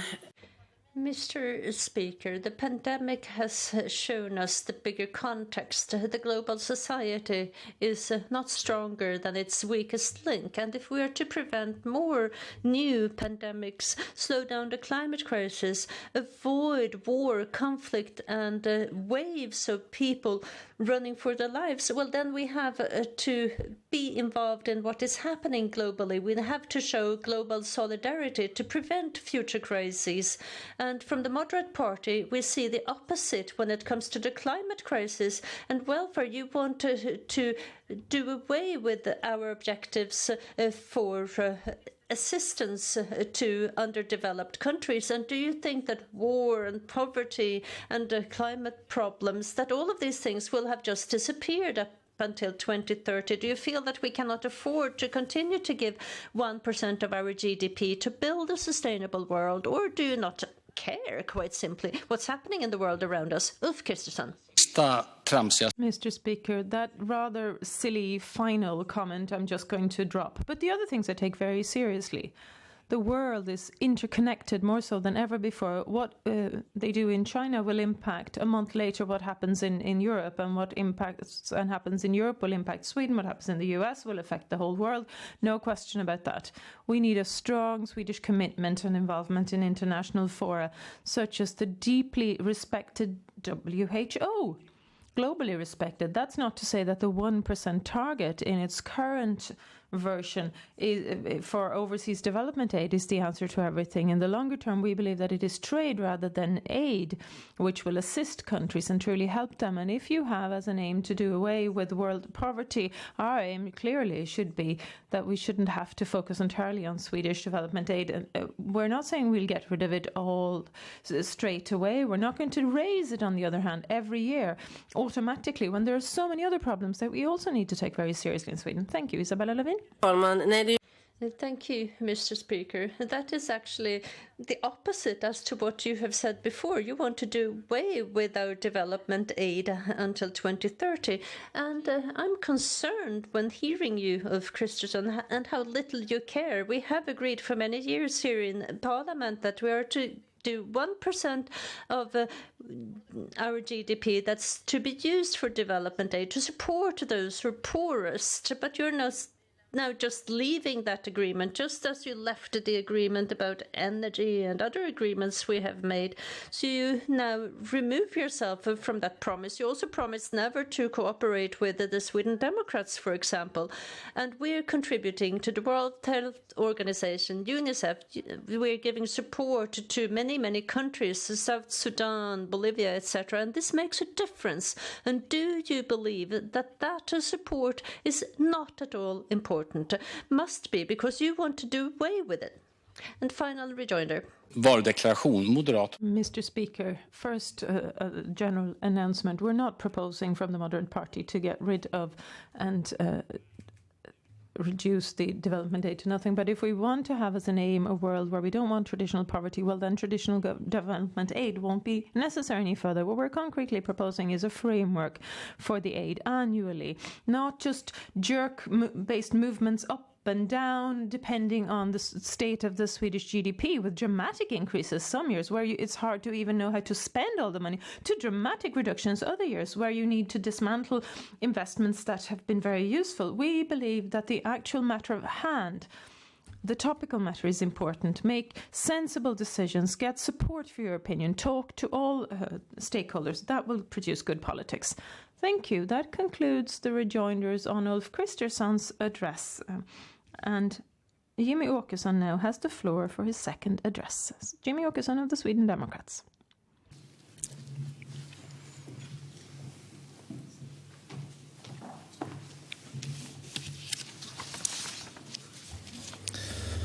Herr talman. Mr. Speaker, I listened to Stefan Löfven today, and it's difficult not to agree with many of the things that the Prime Minister has said. He talked about how no one in Sweden should be left alone during a crisis. And I think that we all can subscribe to that. Those are beautiful words, but unfortunately just wishful thinking. We've seen that during this crisis. Rarely, maybe never before, has so many people been left alone, even last moments of their lives. And Stefan Löfven also talked about a fork in the road, and he said that he is going to focus on welfare. And that sounds good as well, but do we really have that will to prioritize welfare? This is not the first time we hear from the Social Democrats, from Stefan Löfven or another Prime Minister, talk about this with a focus on welfare, and then they do something completely different, so that they have that will and that capacity, that ability. Can Stefan Löfven and his government actually focus on and prioritize welfare? He talked about how we need to prioritize. And are you truly prepared? Do you have that will? Do you have that ability to make those prioritizations? Mr. Speaker, I'm not so sure. We're now also entering into the final phases of the work of the Migration Committee, and the purpose was to develop a migration policy that would be sustainable over time. And the actions that we have seen from the Social Democratic Party in that work, it does not speak in their favor, in indicating that they are prepared to do the prioritizations that are necessary. I do think that we'll go back to the same old Social Democratic Party policy. And here the following hang asked for rejoinders: Stefan Löfven, Anders W. Jonsson, Jonas Sjöstedt, Ebba Busch, Johan Persson and Isabella Lövin. And we'll begin with the Prime Minister.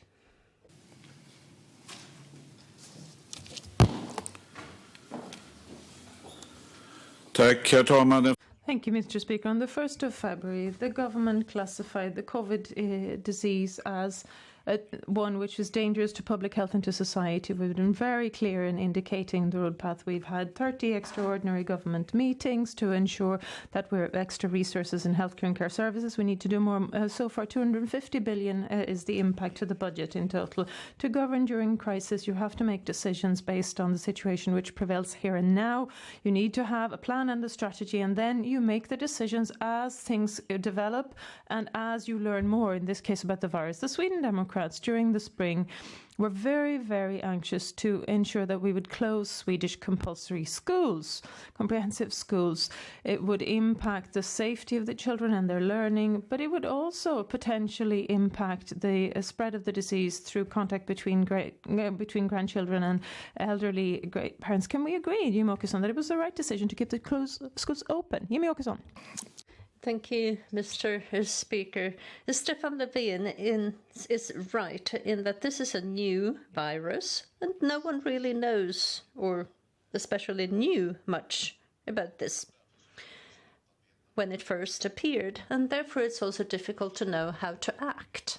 And how to act if you want to take responsibility. Well, of course, you can wait and see and then react after the fact. And that is what Stefan Löfven and his government has been doing to a very large extent. Or you start out with a precautionary principle where you feel that you have to take caution. And if you do not know, it's better to do too much rather than too little.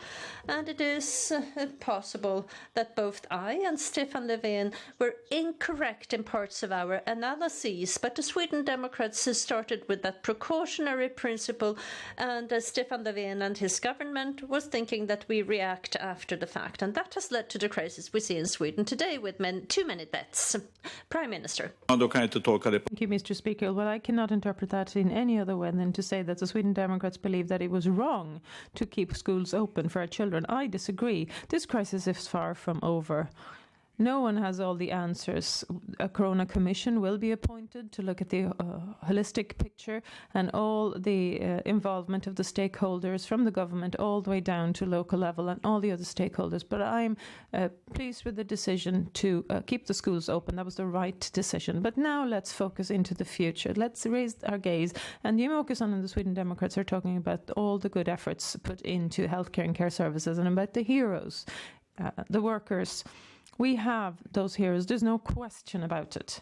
The question is, if they are all heroes, does the Sweden Democrats and Jimmy Åkesson feel that people who've come from other countries who are now making their contribution in healthcare and care services, are they also heroes? Final rejoinder, Jimmy Åkesson.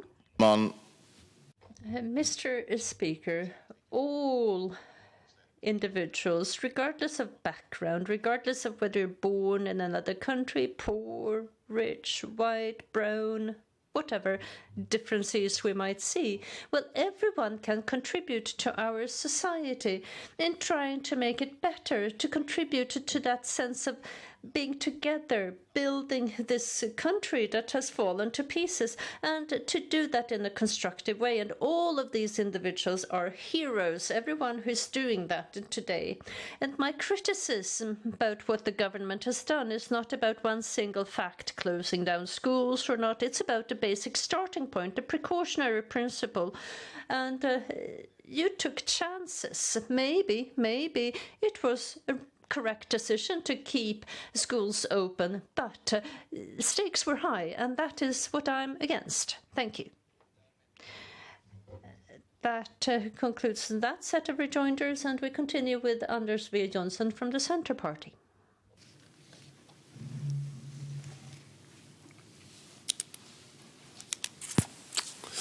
Tack, herr talman.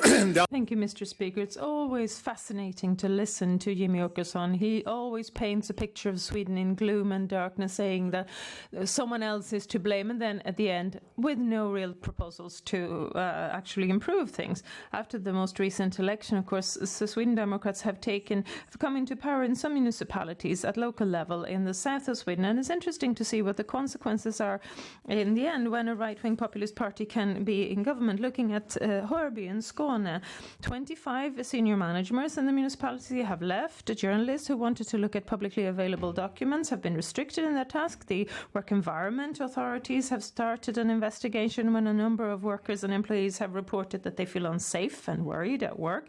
Jimmy Åkesson said in his address on the Swedish National Day recently a number of beautiful things on cohesion and solidarity, but that does not appear to characterize the situation in Hörby. Is it this tough approach that we see in Hörby that would be characterized by national politics if they received more power? Well, Mr. Speaker, I do not understand what Anders B. Johnson is talking about. The situation after a change in local government in a municipality, especially if you've had a very polarized situation, well, what happened was that they could not stay. And I don't think that's harsh measures in any way. It was an individual's choice. They couldn't accept that new situation after the elections. And I do not know, what do you think about this, Anders V. Johnson? If you were to take over, would it be reasonable to have civil servants who will not obey what the politicians have decided upon? You cannot do that in a democratic system, and you have to understand that. Anders V. Johnson. Anders V. Johnson.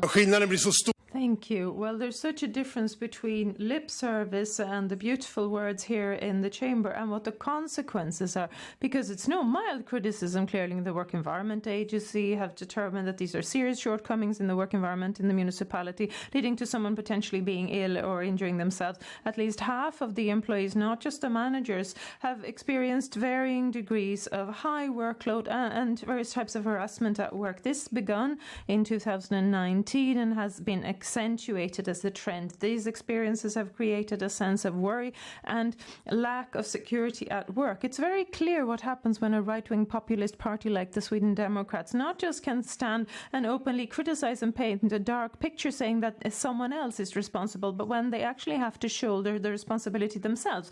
This is the outcome, the consequences that you see. They've also now been reported to the parliamentary ombudsman. As a result, where are the differences? Is this what we would see as the consequences if Åkesson and the Sweden Democrats were given the opportunity to have an impact on national politics? Jimmy Åkesson? Mr. Speaker, you need to understand what has happened in Hörby, and I also needed to look at what has happened in Hörby. And some of the criticism might be justified, and perhaps there was also a political power struggle, and those who were loyal to another local government that the electorate did not want to have anymore. This is not really about the Centre Party or any other of those parties, but the conflict for the old social democratic local government. So you need to study this, and you need to understand what is happening in Hörby. Also go there and talk to all those poor co-workers we have there. I think that will be a benefit. And that concludes that set of rejoinders, and we continue with Jonas Sjöstedt. Jimmy Åkesson. Mr. Speaker, Jimmy Åkesson, hindsight tends to be the most common and the easiest type of knowledge. In the corona crisis, we have heard precious little from the Sweden Democrats, but now the party has announced vociferously that a lot of things should have been done much earlier and very differently.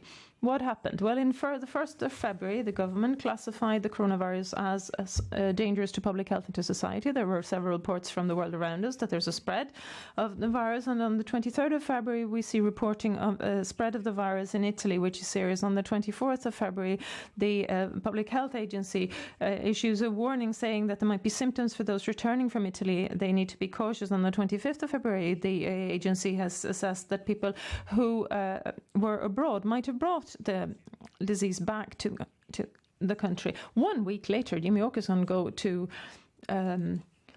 Turkey for refugee baiting. Was that terribly wise of you to travel that way, Jimmy Åkesson? Mr. Speaker, there were no recommendations against travelling abroad to Turkey or anywhere else at the time. But I don't know, perhaps it wasn't a very wise move, but I don't really find it relevant in this context. What is relevant in this context is that if I apply hindsight or not. I suggest that I don't. Perhaps Jonas Sjöstedt does, but I don't. From the very beginning, I've been incredibly disappointed in the slowness to respond from the government. I've criticized the errors in judgments made and criticized the situation we're in with unique death rates in Sweden, more than 4 times as many dead as the rest of the Nordics put together. And we've suggested a whole host of measures. We have worked hard to ensure that care personnel have PPE equipment. We have pushed for increasing testing. This is something that has been, the government has been against. This is not applying hindsight. This is just having the same policies we've had the whole time. Det svar som brukar komma från Jimmy Åkesson. I don't know. These are the responses we often get from Jimmy Åkesson when questions are more exact, when he doesn't have a good answer. If the Sweden Democrats could say that we knew that other things could have been done, different measures, different restrictions and advice, well, that defies the question of why does Jimmy Åkesson travel to Turkey? A full week after the Public Health Agency has announced that it's possible to bring the infection back to Sweden. And we've only seen reports on how it's spreading in the countries and the world around us. If the Sweden Democrats have known all along, much better than the government, than the Public Health Agency, than everyone else, does Jimmy Åkesson then not know better about his trip, or does he just not know? Jimmy Åkesson, final rejoinder. Mr. Speaker, sometimes when you actually don't know something, it might be good to say that instead of doing what many other people do, like Jonas Sjöstedt, make up analysis or give tired cliches or pretend to know something you actually don't know.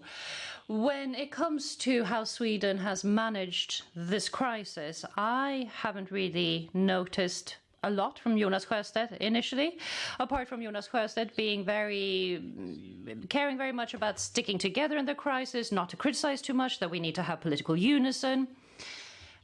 Most of us have had approximately the same point of departure, but at the same time, we need to have the courage to call things into question when we can see that some things aren't working, particularly when time and time again we need to retract from previous analysis. Well, you need to be able to point this out politically. I don't know why you would oppose this, Jonas Sjöstedt. That would surprise me greatly. Thank you. That closes that round of rejoinders. We now have a rejoinder from Ebba Busch from the Christian Democrats. Herr talman. Mr. Speaker, Niklas Wisén, who's a psychologist, he usually works for the armed forces, assisting employees there to prepare for military involvement in assignments abroad. He's an officer and he was in Mali in 2005. He's an expert on stress and crises and how it affects people. He's issued warnings on what's happening in the healthcare sector. And he says to the magazine Arbetsvärlden, World of Work, we know that if we push people too hard, we are in risk of seeing negative impact further down the line. I've seen Jimmy Åkesson's criticism. I'm familiar with it and how he's criticized the government of how it's handled the crisis in linked to corona, but now the healthcare workers need us. The question from me now is whether we can help each other to sit down with the Prime Minister and put together a crisis package for healthcare workers straight away. It could be too late in the autumn. Jimmy Åkesson. Thank you, Mr. Speaker. Yes, we can. We can see a welfare sector under an enormous amount of strain right now, but that is not a new thing. It's not a new thing for the healthcare sector to be under strain. It has been for a long time, but this crisis has made it much, much worse. What is being done there? There's a lot of activity with deficits in personnel, problems getting sufficient workers. Those problems are made even worse in these conditions. Business with very high sick leave numbers. that is even worse now as well. So, Mr. Speaker, I think that Ebba Busch proposes something very wise, and I'm very happy to agree with her on that. Thank you, Ebba Busch. Thank you, Mr. Speaker. I believe that it's incredibly important, considering the discussions we've seen during the spring and not least over the course of the past few weeks. People, and not least those who are working so hard in the healthcare sector, will hear politicians say and admit to the difficult situation they find themselves in, but that in addition they also get concrete proposals which are not way down the line but which would make a difference here and now already this year. So thank you, Jimmy Åkesson, for that answer. Finally, John Jimmy Åkesson. Thank you, Mr. Speaker. I might also take the opportunity to say something about the structure of the healthcare service in Sweden. I think Ebba Busch will agree with me that not least this crisis has demonstrated the need to have an increased centralized governance of the healthcare system in Sweden. I assume that this is a debate that will start up on a wider front, because we've seen these failures when it comes to testing, hospital beds, etc. So I think that this is an issue that needs to be addressed immediately and discussed in depth. Thank you. That closes this exchange of rejoinders. We now give the floor for a rejoinder to Johan Persson from the Liberal Party. Tack, herr talman. Thank you, Mr. Speaker. I appreciate Jimmy Åkesson for his capacity to question. He enjoys that. That was the positive feedback I wanted to present. However, I feel some concern about the effigies that Jimmy Åkesson insists on creating of the country of Sweden, this liberal nation of ours, which is based on freedom, respect for human rights and tolerance. And I understand that Jimmy Åkesson and his party would like to take us somewhere else, just like many others, calling out for more authoritarian rule. But when it comes to Jimmy Åkesson's approach to the sharing of power, where we adopt laws that are to be implemented by the government and the independent government agencies, and then we have the courts, of course. Now, we've seen attacks by Jimmy Åkesson and questioning by Jimmy Åkesson on everything from prosecutors to libraries to wrong art provided in public places. Why is all this happening? Mr. Speaker, I don't know that I try to enforce particular books on any librarians. That sounds very absurd, even with my terrible authoritarian ways. I do think that politicians carry the highest responsibility for what happens in our society. I have no other administrative model at my core. I think what has happened over the last couple of months can be a reason to start discussing our administrative structure and model in depth. I don't have any proposals right now. I'm not sure I want to do something different, but I think we need to review it and evaluate because it has not worked. But as a politician, particularly as a member of the opposition, to not be able to criticize things when the government hides behind the authorities. Yes, of course, you can criticize the government, but you also need to be able to explain why you criticize the government. And then you need to be able to criticize things that a head of an authority does that are obviously wrong and incorrect. Thank you. Johan Persson. Ja. Thank you, Madam Speaker. Yes, but does this not bring you quite far indeed if we in the Riksdagen, politicians who are elected in public elections, if we should go in and give instructions to media in detail? Jimmy Åkesson should know that I surely do not love everything that the media will write about, but that does not make me want to convene people to question them under oath, or determining what art should be displayed, if it's good enough for public places, or for that matter attacking individual employees in public service, not the director generals, because that's generally something that is done by many, but individual public employees within government agencies, telling them that they should resign, for example. That is a very high level of detail, and it's a clear breach with the distribution of power that has served Sweden so well, if you ask me. You would like to have full control by ministers and direct information to the citizens if you were to gain power. Thank you. Final rejoinder from Jimmy Åkesson.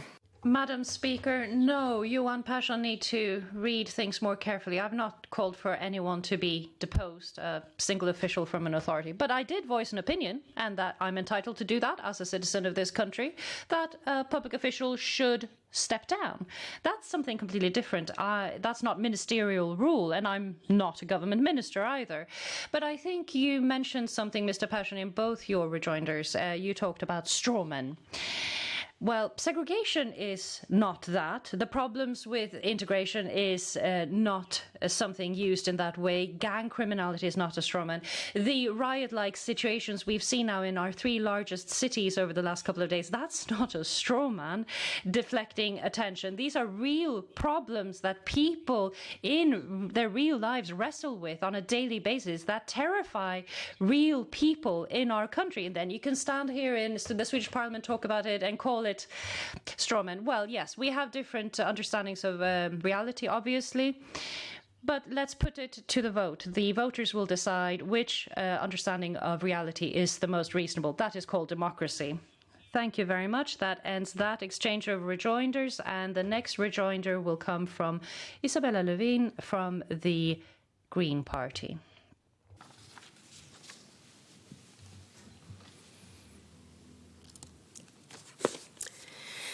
Fru talman, vi lever i en Madam Speaker, we live in a time where democracy and the freedom of the media are under great pressure, even within EU countries.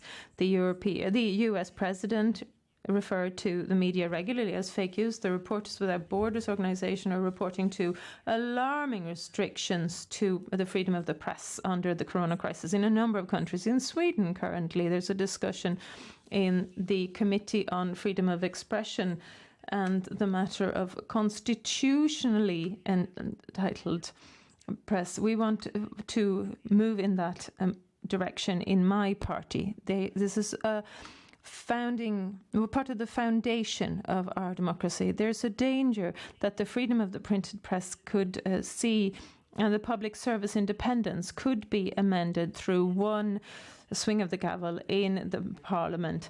Now, the Sweden Democrats are opposed to such a development that we would like to see. Why is that? Would you like political control rather than independent media is my question. Thank you. Jimmy Åkesson of the Sweden Democrats.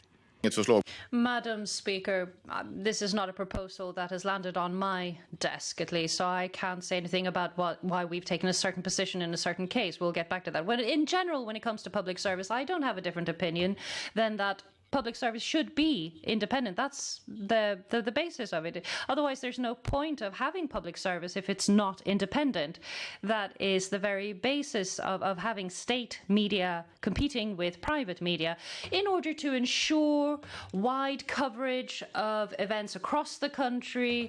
There are instructions to ensure this, and we share this view. But I would like to claim, Madam Speaker, that we are the party that truly represents independence, and that is also the reason why we criticize it, because today there are reasons to question the impartiality and independence of public service, and we need to be able to discuss these things without being accused of wanting to introduce dictatorship, because that's not the case.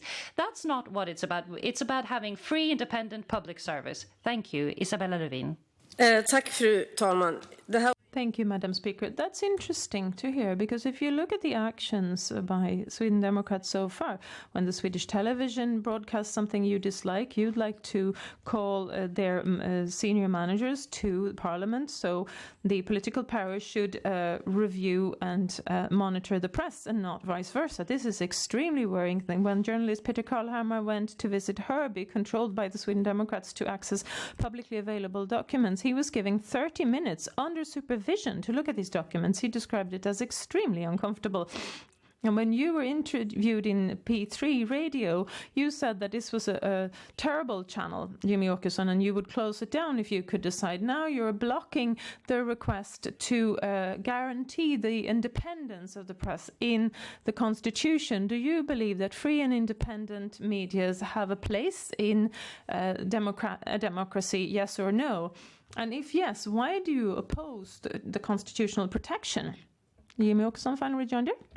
Madam Speaker, again, the short answer to the question is yes. The question is if the government agrees with this truly in real life, not just in the pretty speeches and the pretty words, but actually concretely in action. Is this what the government wants, or is this a way of guaranteeing that public service still continues to exist under some sort of control? I don't know. But if you cannot see that it's a problem that public service now very often tends to lack when it comes to impartiality, well, you cannot see that. I cannot force anyone to see that and think that. But of course, I can try to get a debate going on the issue. And that's what I've done. I never suggested calling in heads of public service to tell them what to report on or presenting my comments on their reports. But I can see a pattern, an obvious pattern to that is obvious to everyone who is not wearing something to cover their views. So you have to be able to ask a question and debate the topic. Thank you. That concludes that round of rejoinders, and the next address will be given by Anders W. Jonsson from the Centre Party.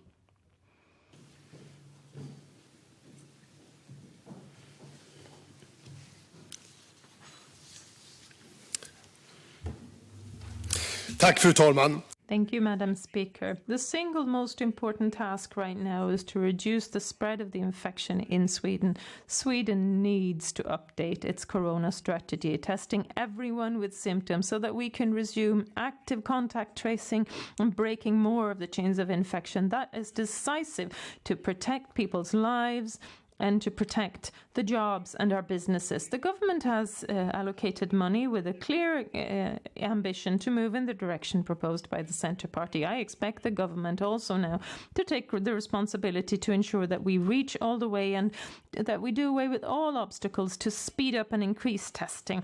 But a responsible leadership also needs to gaze into the future. Look at what's needed to take Sweden out of this crisis and how best to face up to the challenges and heal the wounds that have arisen as a result of the corona pandemic. We need to create long-term good conditions for our businesses so that they have the courage and the preconditions to start afresh, to hire people again, to strengthen themselves and our economy, to remain the important job creators that have built this country so strong, but also meet up with the enormous build-up of healthcare waiting to be performed as a result of the pandemic. I hear people who have symptoms of cancer and heart infarctus who do not look for healthcare. Resolving this build-up of healthcare is going to be one of the biggest challenges as we move forward. But we also need to look at all the people who've taken care of us, all those who've worked so very hard in healthcare and care services and with the COVID ill patients. The Centre Party will remain a responsible force in all of this work. We will continue to focus on reducing the spread of the infection and at the same time also doing everything in our might to ensure that we have a long-term policy in place to take Sweden as a whole into the future. Thank you very much. And the Prime Minister Stefan Löfven of Social Democrats and Johan Sjöstad of the Left Party have requested rejoinders to this address. And Ebba Busch as well of the Christian Democrats. Prime Minister, please, you have the floor.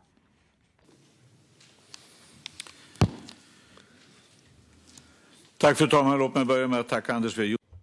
Thank you, Madam Speaker. I would like to say thank you to Anders W. Jonsson for a good collaboration during this COVID crisis. We've been working quickly and together, not least the budget commitment to 245 million krona and the first rescue package in March. We've been working for securing jobs, ensuring that healthcare get the resources that are needed. And now it is time, and Anders W. Jonsson has already talked about this, to ensure that the healthcare and the care sector also have enough resources after the crisis. We see now that there are shortcomings in the elderly care, for example, and we also need to look at public consumption, because that might be the best way to get things going again. So my question is quite simply, is the Centre Party prepared to continue to prioritize welfare to get a restart? Anders B. Jonsson, Centre Party.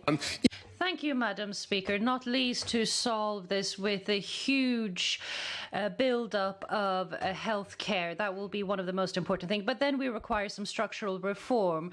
We need to start employing our full capacity in Swedish healthcare, and also we need to start using digital tools in a completely different ways. But I also see opportunities in ensuring that the healthcare stops carrying out all these unnecessary tasks we've been doing for so long. But then we have the key issue. How do we ensure that we have more money allocated to social welfare? Money for social welfare doesn't just fall out of the sky. No, if we're going to have more resources, it is about having wise policies to start up businesses so they dare to employ. 4 out of 5 new jobs are created by Swedish small businesses. That is where the key rests, in producing more money for the welfare sector, but also to make it more efficient. Thank you very much. Prime Minister, go ahead.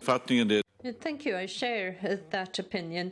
And that is why we need to restart our economy as quickly as possible to ensure that people can get back to work, so that we get back to the situation before the COVID crisis. We had the highest employment rate ever in Sweden, and I believe the highest employment rate in Europe. And we need to get back there as quickly as possible, which is why the welfare is so important. We need to continue the development that we've started with this holistic view, looking at primary care centres, hospitals, and we need to use this technology in a much better way. And we need to continue to upgrade our welfare sector with training efforts, more employees, and I think this is positive that we get very clear answers from the Centre Party that we need to prioritise the welfare sector. And then, of course, we also need more people employed. Thank you, Anders V. Jonsson, Centre Party final rejoinder. I share the view of the Prime Minister entirely that we will need extensive measures to start up the Swedish economy and to create more resources for the healthcare service and the care of the elderly. But it's also important to have a structural approach. We require quite major changes both in the elderly care services and in the health care services. And here we can make use of free capacity in the healthcare service. Today we have a limitation that people cannot seek healthcare across the country. Remove that obstacle. Make sure that patients can go for healthcare where the queues are the shortest. Make sure that we have efficient healthcare providers. Promote what they do. Help them work in a way that is even more efficient. We need to start thinking afresh about these things to start up Swedish welfare and repair the damage done during this very, very difficult period.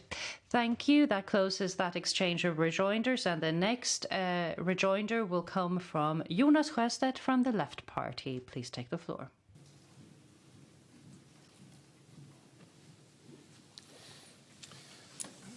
Fru talman, Anders V. Madam Speaker, Anders B. Jonsson, the Centre Party wants, as a matter of fact, to reduce and break apart employment security for many employees. We now see that you say that it should be easy to just sack people, and it should be difficult for the trade unions to defend them. And I've heard many arguments in several debates. Anders V. Jonsson, you talk about this creating more jobs, but we see in the investigations that have been done that that is not the case. We have seen this before. We have seen exemptions for the first in, first out rule before, and we see that it doesn't help. What it leads to is that you have people going to work even if they're ill. So I would like to know what research you have seen, what reports have you read in support of what you want to do to just be able to sack people. Anders B. Jonsson. Thank you, Madam Speaker. Since the late 1970s, we have said that we need to change the Act on Employment Protection because, like Lars Söder said in 1979, this is an act that consistently disadvantages young people, women and immigrants. And that has been the driving force behind us wanting to achieve a change over all these years, because this will mean that we will lower the thresholds to enter the labour market. And if you read the inquiry and the proposals therein, it also says clearly that one of the effects of the suggested changes will be that the people the furthest away from the labour market, they will find it easier to enter the labour market. A clear conclusion from the public inquiry. For the Centre Party, this is incredibly important, that those who are the farthest away from the labour market get an increased opportunity to enter it. For the Left Party, it is more important to safeguard those people who are already established on the labour market with permanent employment. Thank you. Jonas Sjöstedt. Thank you, Madam Speaker. I've participated in enough debates. I know that this is a trick. If you're asked a question you cannot answer, then you talk to something that is closely related to what you were asked about to make it sound like an answer. And that is true. But it will be easier to do away with those who are old, weak, and then you'll have other people coming in instead. So the total effect on unemployment will be zero. That is what we've seen in the report, and that is what we've seen in history as well, with the employment security being tampered with before. So how? Please explain how we can get more jobs. Not even your own investigator can prove that this will lead to more jobs. I've participated in many debates where this has been stated that this will be the case. I want proof. Anders W. Jonsson, please.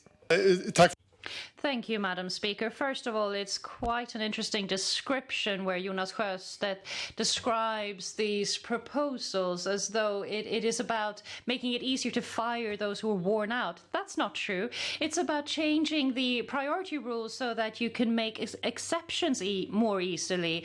It's not about changing the fact that you need an objective ground for the termination of employment. And then Jonas Sjöstedt asks what my basis is for this. Well, 4 out of 5 new jobs in Sweden are created by Swedish small businesses. If you go out and meet many small business owners, as I do, and you talk to them and you ask them, why don't you dare take the leap and hire one more person if you have so much to do in your business? Well, consistently the answer is we're very worried about what that would mean because of the legislation in place. Then it's better that those of us already here work harder than recruiting a new person, because if we recruit the wrong person, it could be devastating to our business. Thank you very much. That ends that exchange of rejoinders, and the next rejoinder will come from Ebba Busch from the Christian Democrats. Please go ahead. Fru talman.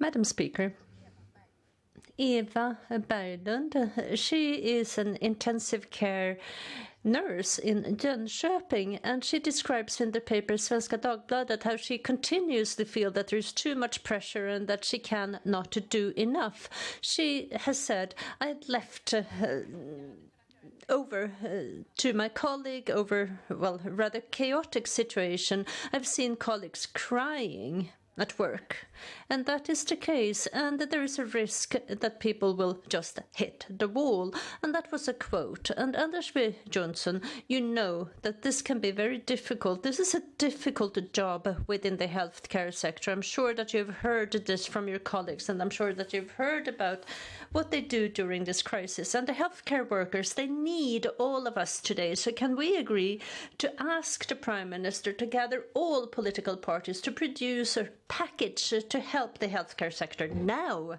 Anders W. Jonsson. Yes, thank you, Madam Speaker. I don't need to read the Swedish daily Svenska Dagbladet about this, because this is something very close to my heart, and I can hear how hard the struggle is. And working long shifts, we've done that before. Had many patients, we've done that before. But that people die, that's something that happens in healthcare. But one of the most difficult things is that when you have a gravely ill, dying patient, to work closely together with the relatives of that patient, and that might be one of the most important stress factors for all those people working so hard in our COVID units around Sweden. And this is also the reason why us in the Centre Party have raised this issue. Just as you heard, Ebba Busch, in my address, I said that this was one of the things that we specifically need to address, because this will be a problem during the summer, during the autumn, and in the coming year. And if we are to ensure that the heroic effort of these people who've given such a heroic effort will be able to continue working in the healthcare service, we need to support them. Thank you. Ebba Busch. And thank you. Well, not everyone, like Anders Jonsson, hear these stories, this testimony in his everyday context. And I think that it's important that we highlight these stories in this chamber, that we make these voices heard. And I'm very happy to know that the Centre Party is deeply committed, and I appreciate that there is this openness towards coming to some sort of agreement, a crisis package for the healthcare sector, something that could make a difference this year, to ensure that all regions ensure that the healthcare workers can get some vacation this summer, and that their work situation will be sustainable when they come back this fall. Thank you. A final rejoinder. Tack, fru talman. Thank you, Madam Speaker. No, Ebba Busch, you don't need to doubt what is the driving force behind the Centre Party on these issues. We need to make sure that we can support these people. And this is not a new issue to us. This is something that we've been working with. And that is also why it was one of the things that I mentioned in my address before. But this will cost money. It will not be free. It will cost quite a lot. And we have a budgetary cooperation with the government. And during the crisis, we have, in I would like to say, quite a successful way, managed to make proposals for how to manage different situations. This is one of many proposals put forward by the Centre Party in that collaborative effort, and we have not let go of it in any way. We are quite firm on this, that here we have to be prepared to invest. This will cost extra money. And when you think about all the heroes working in our COVID units, the COVID ICU units, they deserve this, and I hope to be able to deliver for them. Thank you very much. That closes that exchange of rejoinders, and the next address will be given by Jonas Sjöstedt from the Left Party. Please go ahead. Take the floor. Tack, fru talman. Thank you, Madam Speaker, spectators, colleagues. There are many lessons to be learned from the corona crisis over the past couple of months in Sweden. One is how important it is to have a safe form of employment. Those who are let go first are those on hourly contracts, those from staffing agencies. Many of those don't have any form of protection if they become unemployed, and immediately they are left without an income. I've been able to see within the elderly care that many people have not been able to go on sick leave because they don't have a permanent employment contract, which is so serious in this situation. We've seen many people on hourly contracts walk around between different workplaces. It's very difficult to speak up against a bad boss if you don't have employment security. So it is time that we tackle employment security in Sweden. Besides this, our trade unions have very quickly negotiated agreement upon agreement upon agreement to save businesses, to have rules on short-time working to resolve this. And people have turned to the Unemployment Benefit Fund because that is my form of protection when there is a crisis. And to thank the trade unions by saying that we will now attack the employment security of your members, that is completely out of order. The same is true for cramped living conditions. We've seen how the infection is spread most in those areas where people have cramped living conditions. To start discussing market rent at that time that would increase the cramped living conditions and build more housing for the richest in society, that is also something that is preposterous. You have to be able to adopt policies to fit reality. They were bad suggestions to start with. They're even worse now. Please scrap them. Thank you very much. And Stefan Löfven, Anders W. Jonsson, Ebba Busch, and Anders Johan Persson have requested rejoinders, and the Prime Minister will be the first person to give a rejoinder. Thank you, Madam Speaker. You do not need to worry about market rents because that is not going to happen. We are in agreement that we need to prioritize welfare, and we have, compared to the last government, 100,000 more individuals working within the healthcare sector. We have contributed 600 million krona, and we have really ensured that we have better working conditions, better employment conditions for those working with the care of the elderly, and we've really made an effort to improve their situation. And if you work with elderly care, you also need to be able to work with routines and talk to, communicate with the elderly. And we know that shortage in language skills, that is very often a problem. So how do you want to ensure this, that those who work within the care of the elderly, that sector, that they know enough Swedish? Jonas Sjöstedt, please. Thank you, Madam Speaker. I will take that as a promise that another inquiry on market rent will be scrapped. Thank you. When it comes to allocating more resources to the social welfare, we've increased that twice this year. The Prime Minister is immediately counted that money. That's my treat. We're prepared to collaborate on such an effort again in Sweden. There are no doubts about that. I agree. Language problems are a worry in the home help services, in our care homes for the elderly. This is also connected to a lack of education. And in my view, the combination to study to become an assistant nurse, to get a permanent employment, and that at the same time you study Swedish, that is the best way forward to find the right position in the job that you have. I have looked at employments where everyone goes from education to a job. If you study to be an assistant nurse, for example, that should be what our social welfare sector is like. Stefan Löfven, please go ahead. Thank you, Madam Speaker. That is why in several municipalities now we're presenting that proposal to work with the Swedish skills for those who work in the care of the elderly sector. And with other parties, we have also agreed that this, to learn occupational Swedish at work, that is something we need to work more with.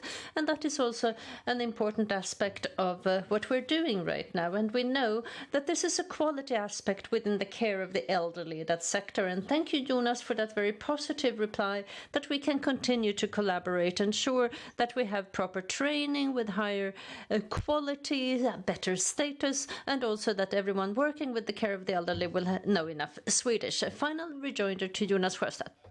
Madam Speaker, in this regard, I agree completely with the Prime Minister. It is time that everybody receives vocational training, Swedish studies if they need it, and a permanent contract in the elderly care services. That's one lesson to be learned. Another one is that there are also those in the home help services and in the care homes for the elderly who haven't really taken so much care about training their staff. Instead, they've thought about the bottom line and the profit rather than the working conditions of those working there. I'm not saying that this is true for all private providers. Some of them are serious, doing a good job, but there are also those who don't do home help services, but something completely different.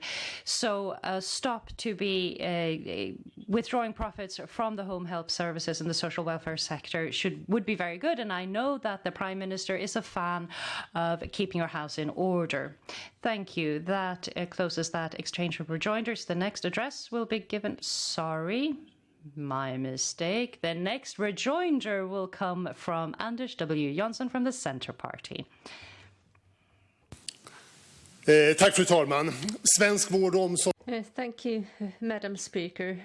Everyone is working at full capacity within the Swedish healthcare sector today in order to manage this unbelievable situation that we have ended up with. Everyone is working as much as they can, and in spite of that, we just heard from Jonas that there is someone taking the opportunity to try to now playing with black private providers, and you even threaten with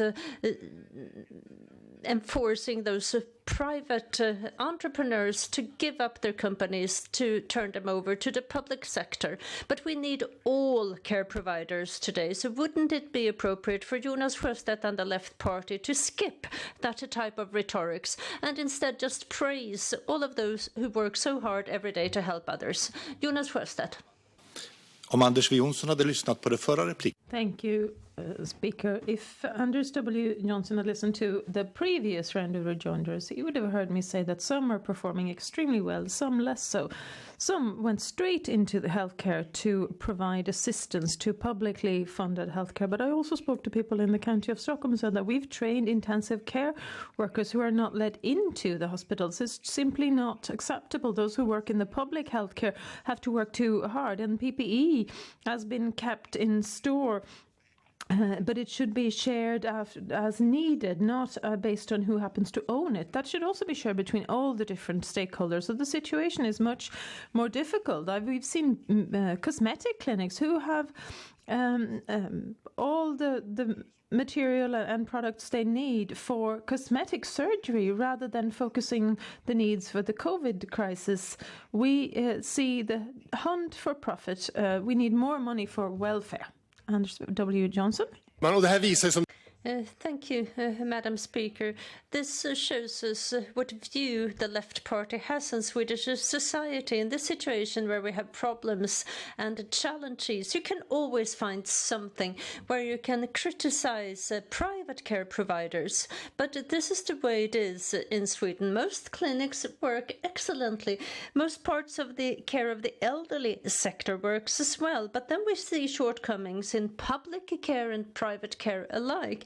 And of course, after this crisis, we need to look at what we can do together to improve quality. But Jonas Sjöstedt and the left, as always, use this very difficult situation to look for problems, to see if there is not one place somewhere where a mistake has been made by a private provider, and then we can talk about that. And mistakes made in the public sector, that is no concern of yours, Jonas Sjöstedt. It would have been appropriate during this crisis to leave that rhetorics to decide. Jonas Sjöstedt. Thank you, Madam Speaker. The entire healthcare sector will benefit if we get rid of the hunt for profits in healthcare. We see private players working in areas where the public health would do the best job. We get too much available healthcare. Against the intentions and the spirit of the law in this area, it impacts prioritization combined with private healthcare insurances that will put you at the front of the waiting list. We disable the rules of the game. We see that list of prioritizations won't work. They won't hold up when prioritization is included. And money is leaking out, money that should have been used for summer substitute workers. More equipment, more training is now pumped out as private profits instead. I want every single krona to be used for a well-functioning, comprehensive and cohesive healthcare where the most in need will get help first, rather than happening to live in a part of a city where there's more healthcare than needed. Thank you. That concludes this round of rejoinders. The next rejoinder comes from Ebba Busch of the Christian Democrats. Fru talman, Susanne. Madam Speaker, Susanne Vintel and her colleagues working at orthopedics in Mölndal, they were just thrown into the COVID care. Usually she works 1 weekend out of 4, but now she's working longer days, twice as many holidays, and on a 3-shift basis. And here's another quote.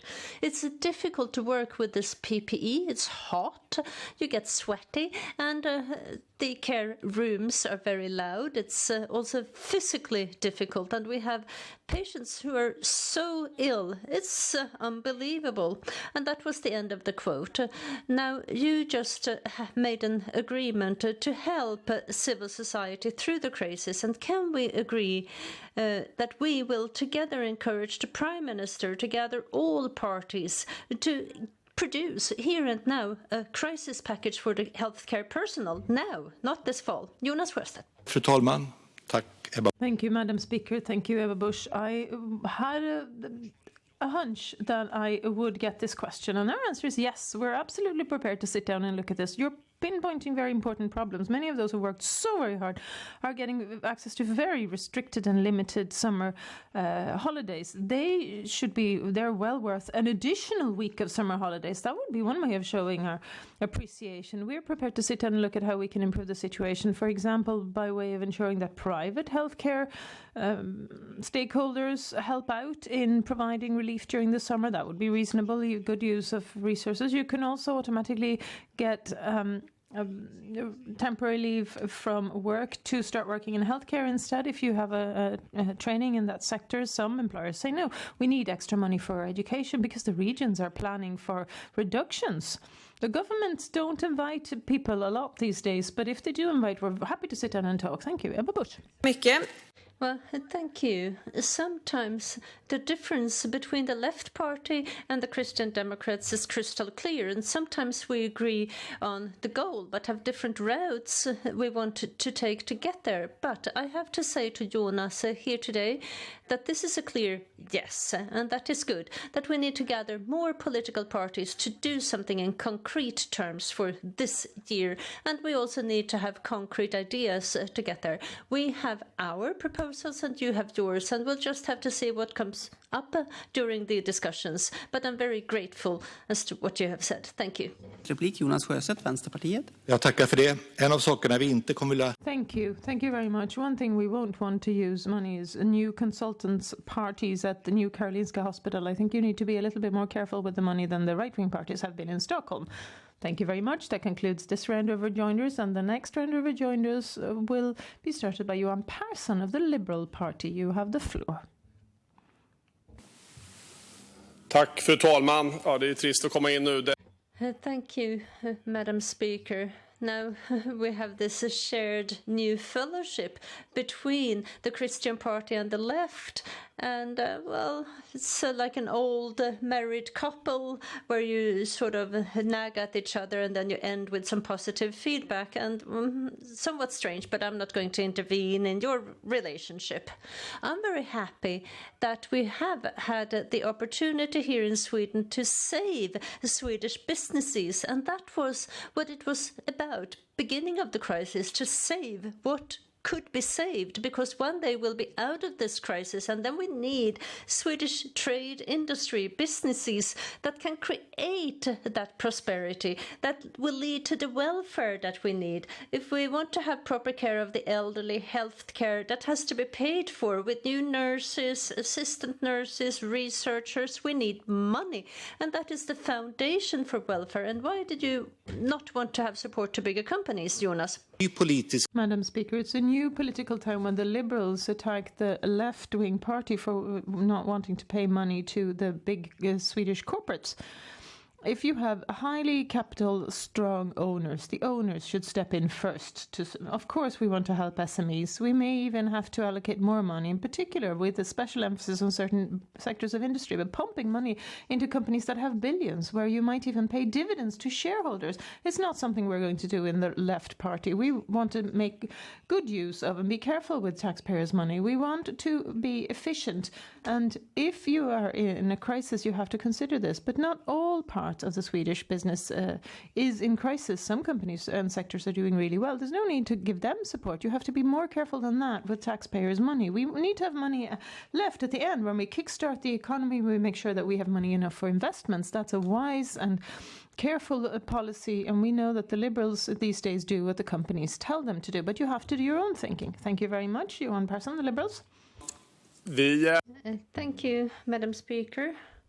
We meet many small and large companies, and they're struggling to keep their co-workers. They're trying to stay alive, and regardless of whether, well, this was a Volvo where Jonas Sjöstedt worked once upon a time. Well, that was a while ago. But regardless of whether it's a small restaurant or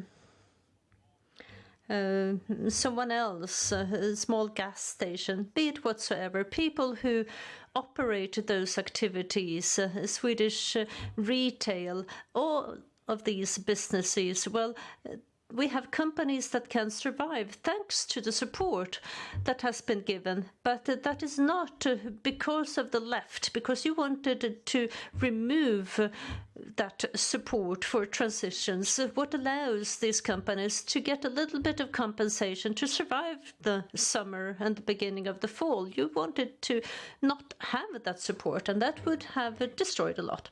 Vänsterpartiet har röstat. Madam Speaker, the Left Party has voted in favour of a majority of those proposals that will allow Swedish businesses to survive the short-term work.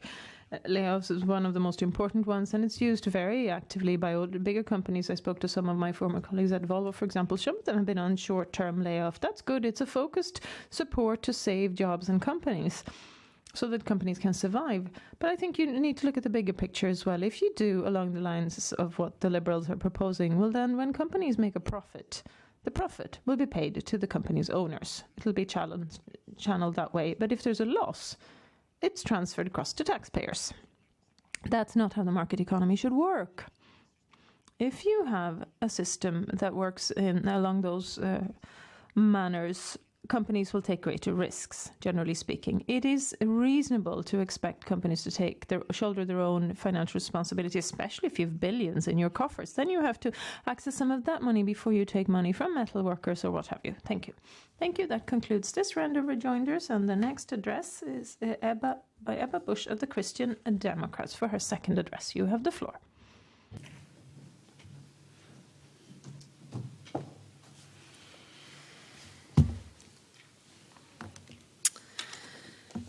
Fru talman, krisen. Madam Speaker, the crisis is not over. We see that, not least within the healthcare sector. And if we do not help that sector soon, we're risking the sustainability among the care personnel. Since COVID-19 reached Sweden, they have been working under inhuman conditions. People have been forced to move between units, teams, and they have been forced to live with that constant worry of being infected themselves or infecting their families while helping others. And the healthcare personnel and what they are experiencing today, that could be said to be the same as running a marathon at the speed of a short distance race. And we know that that is not sustainable. But this will be a marathon because after the COVID pandemic, we'll also have a long waiting time for other types of care, a care debt. And I think most people have understood this, and I'm hoping today, and this is my main hope, that all political parties can sit down and negotiate a package for the healthcare sector. We have negotiated packages for businesses, but now we need a similar package to help nurses, assistant nurses, doctors, all these heroes who cannot just be thrown into new impossible work weeks after vacations, because they'll be forced to go on sick leave, and that will be detrimental for patients. And we do not have much time because the summer is here already, and the healthcare personnel need help now. And this fall it might be too late. And here's Stefan Löfven from the Social Democratic Party, Jonas Sjöstedt from the Left, and Isabella Lövin from the Green Party have asked for rejoinders. We'll begin with Stefan Löfven, the Prime Minister.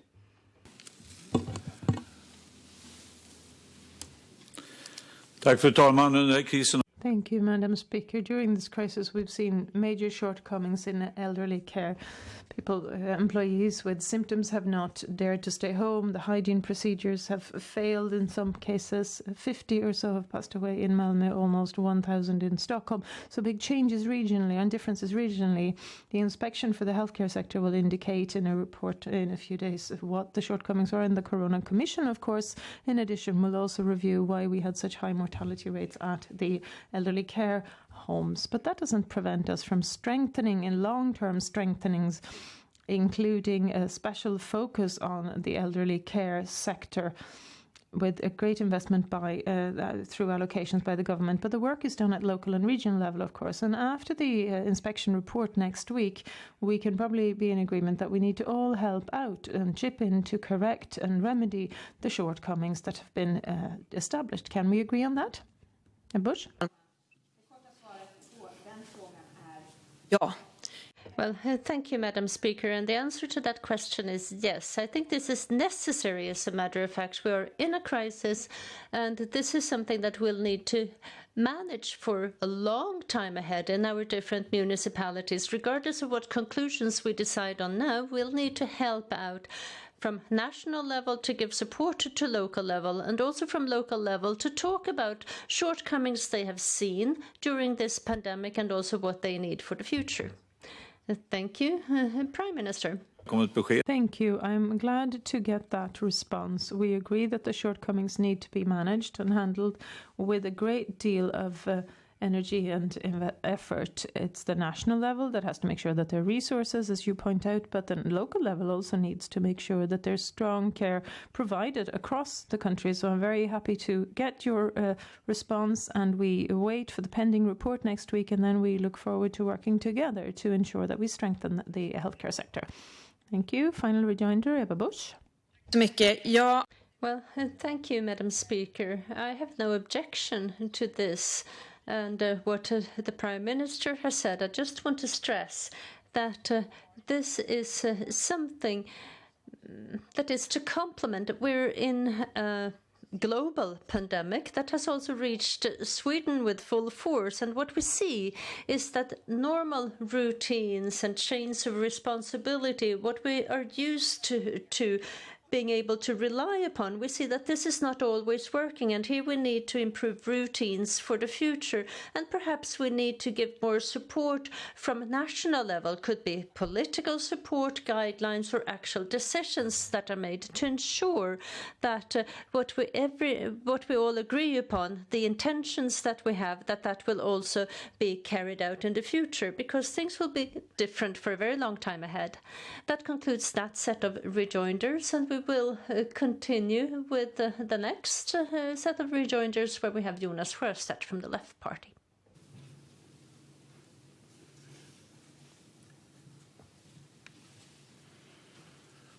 Fru talman, Ebba Busch. Madam Speaker, Ebba Busch, we've had a horrifying level of mortality in elderly care homes.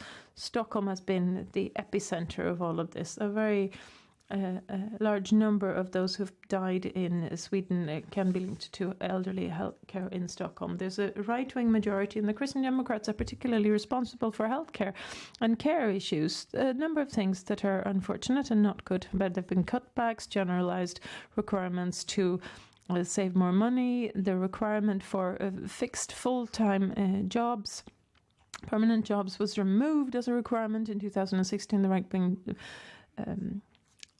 parties voted against changing rooms and compulsory work clothes in the care sector. It's important not to have to travel through public transport in work gear, for example. So here's my question for Ebba Busch. Should you have done it somewhat differently in the right-wing majorities in Stockholm, for example? Ebba Busch?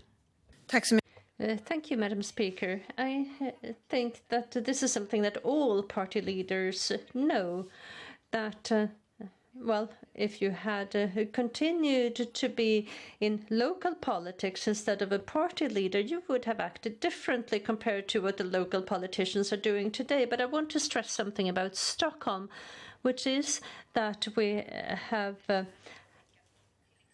more money going to the care of the elderly, and we have agreed that in this cost should also be included clothes being used at work.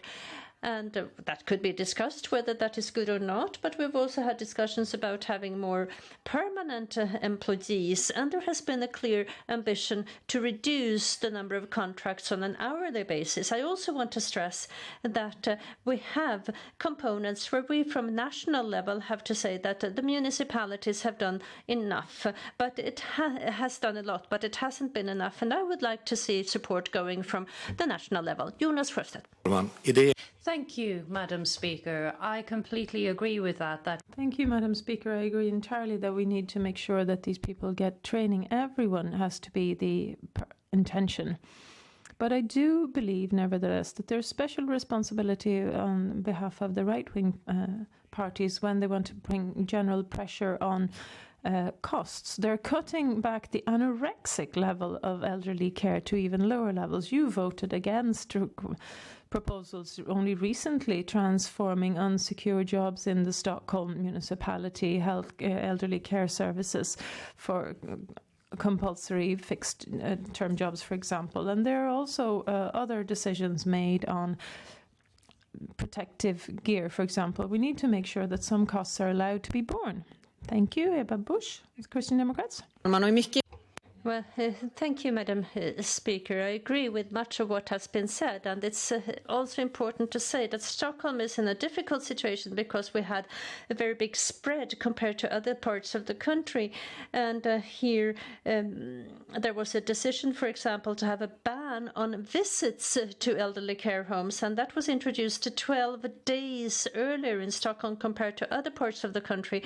And we've also seen that there have been insecurity about PPE for those working in the health elderly care system, for example. And we should remember that more compensation is given today. And we want to continue to prioritize. We want to make a difference in real terms and in monetary terms as well. And that is why we want to compensate, because we saw that there was a reduction last year, 312 million less going to the care of the elderly, and want to see new reforms. And that concludes that set of rejoinders. And we will continue with Isabella Lövin from the Green Party.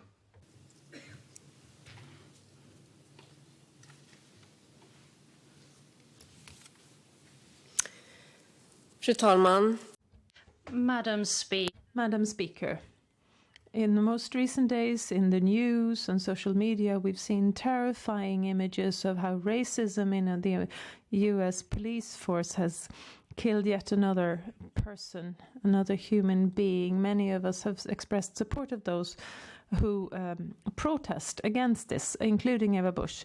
Black Lives Matter, Ebba Busch has indicated in her social media. However, this type of statement in social media needs to also reflect the political choices made. And only recently we saw Ebba Busch here in the chamber invite Jimmy Åkesson and the Sweden Democrats to collaborate with them. The Sweden Democrats is not a regular party, is what I would like to underline. One of the most senior representatives of the party said only recently that Jews and Samis are not Swedes, for example. So here's my question. What's your reasoning, Ebba Busch, when you want to give influence to a party such as the Sweden Democrats, whilst at the same time saying that you stand up for the equal worth of every individual? Ebba Busch? På samma när vi har suttit ner och pratat med Miljöpartiet, trots en del olika The same way I think about discussing things with the environmental party, even though we've had different understandings on different issues, based on our values, why we are in politics at all. We want to be a counterforce against Nazism and fascism after the Second World War that was based on making differences between people. So I know exactly where the lines are drawn. I know exactly which parties I can negotiate with different issues. Doesn't matter if I negotiate on individual issues with the Left Party, the Green Party, or the Sweden Democrats. And the difference for me is what parties am I prepared to enter into a government with. Even if we can do that with the Green Party and the Christian Democrats, we can collaborate on many issues, but I think it would be difficult for us to be in government together because we are farther apart politically. And the same is true for a party like the Sweden Democrats. Thank you very much. Isabella Lövin. Tack, fru talman. Thank you, Madam Speaker. Yes, I understand that Ebba Busch feels that the Green Party and the Sweden Democrats are just as unlikely one as the other. But there is, however, a big difference in the roots. When you look at the Sweden Democrats, they've only recently made changes to their party program where they removed some of the dark theories of inherited essences and are now talking about the biological inheritance and innate egoism. I don't think there's any other party spending so much time trying to explain supposedly innate characteristics of human beings in their party program. It reeks of old biological reasonings in all of that. Ebba Busch, if you can collaborate with the Sweden Democrats, can you mention one single reform by the Sweden Democrats proposed that would improve the situation for those who are asylum seekers or who arrive on their own, and that would improve the situation generally? Ebba Busch? Thank you, Madam Speaker. I will provide some consumer information. I'm a party leader of the Christian Democratic Party and no other party, which means that I'm quite tired of this type of rhetoric where people try to hold me accountable for statements made by other parties. My backbone does not change based on who I'm speaking to. And I will not review the policies of the Sweden Democrats. I will stand up for my policies, and I will identify opportunities to improve conditions for the staff in the elderly care services, to make things better for those working hard in the healthcare sector and patients who are in need of care. And if the Sweden Democrats want to discuss that, we will discuss that based on our values and principles. And that is the type of commitment I would like to see from the Green Party as well. And in that way, I would like that the debate on Black Lives Matter and our debate on anti-racism, that changes in that regard in future. Thank you very much. That concludes that exchange of rejoinders. And the next address will be given by Johan Persson from the Liberal Party. Tack, fru talman. Thank you, Madam Speaker. Regardless of where in the country we live, we have to be entitled to an elderly care characterized by human dignity and equity. This pandemic has laid bare the shortcomings, with witnesses bearing testament to terrible shortcomings. There's not enough comfort, personal integrity, and dignity. We fought for the right to your own room in care facilities for the elderly. Now we need similar procedures for those who receive care in their homes. A fragile elderly people shouldn't have to face 10 to 20 different employees per week, regardless of the pandemic. You need to be able to understand each other. You need to have sufficient knowledge of the Swedish language if you work in care services, and the municipalities need to provide the required training for this. As an elderly person, you need to feel safe and secure, and the same goes for the people working in elderly care. Good conditions for the people who work there and for the people who avail themselves of the services will benefit all. You can do a better job. You can provide better care. A special investment in elderly care is a good starting point, with more nurses and auxiliary nurses, not least. But we need more knowledge. More people are needed there. Doctors as well, medical doctors and physicians. It should be possible to hire them within elderly care yet again. We believe that this is the right path forward to provide healthcare and care services on site. We believe that we need a special national knowledge center to pool knowledge and experience on the elderly care provision in the future. It's going to be tough and difficult regardless of the extra resources we allocate. The Liberal Party is a party which has always throughout history pushed for those who are most marginalized and fragile, including in elderly care. We intend to continue in that along those lines. Thank you. Prime Minister Stefan Löfven of the Social Democrats and Ebba Busch of the Christian Democrats have requested rejoinders. Prime Minister first, you have the floor. Tack, fru talman. Thank you, Madam Speaker. During this spring, the government has introduced a number of different amending budgets, and we've had a good, close cooperation with the Liberal Party. I'm grateful for that. It's no secret that sometimes we have different points of departure, different priorities, but that is politics. But the cooperation is a give-and-take process, and we have been able to produce a lot of good measures to manage and tackle the crisis. The crisis has also demonstrated that there are great need of investing in schools and healthcare, and I hope that also when it comes to this we can agree what must be our priority in politics when we reboot our economy as well, that we need to invest in welfare. And I just want to ask if the Liberal Party share that opinion, that the needs are great and we should prioritize them. Thank you, Johan Persson. Thank you, Madam Speaker. Yes, the Liberal Party shares the view that welfare is created through work, and this high-performing Swedish businesses create with exports and creating resources, and we can also get tax revenue this way. This is important for the welfare. I mentioned the special focus and special investments in elderly care. That's going to be costly, but we have even higher ambitions here in the Liberal Party. It needs to be financed, of course, but I also see that there's going to be a classical conflict situation when it comes to how we recreate new resources in the Swedish economy. Some people say, raise taxes, raise taxes. We're not one of those. We believe it's more important to focus on entrepreneurship. That's how you get companies that grow, create new jobs, new tax revenues to this country. In the Liberal Party, we're also focused on a restart program. We want a good research bill. Today's research is the welfare of the future. We look at renovating homes. We need to look at further investments in infrastructure to build a strong country, and they will also benefit the welfare in the longer term. Thank you, Prime Minister. Thank you, Madam Speaker, and I'm happy that the Liberal Party identifies these needs right here and now, but also looking at the long-term future, that we have great needs that we need to meet in our welfare sector, and I look forward to continuing to cooperate with you.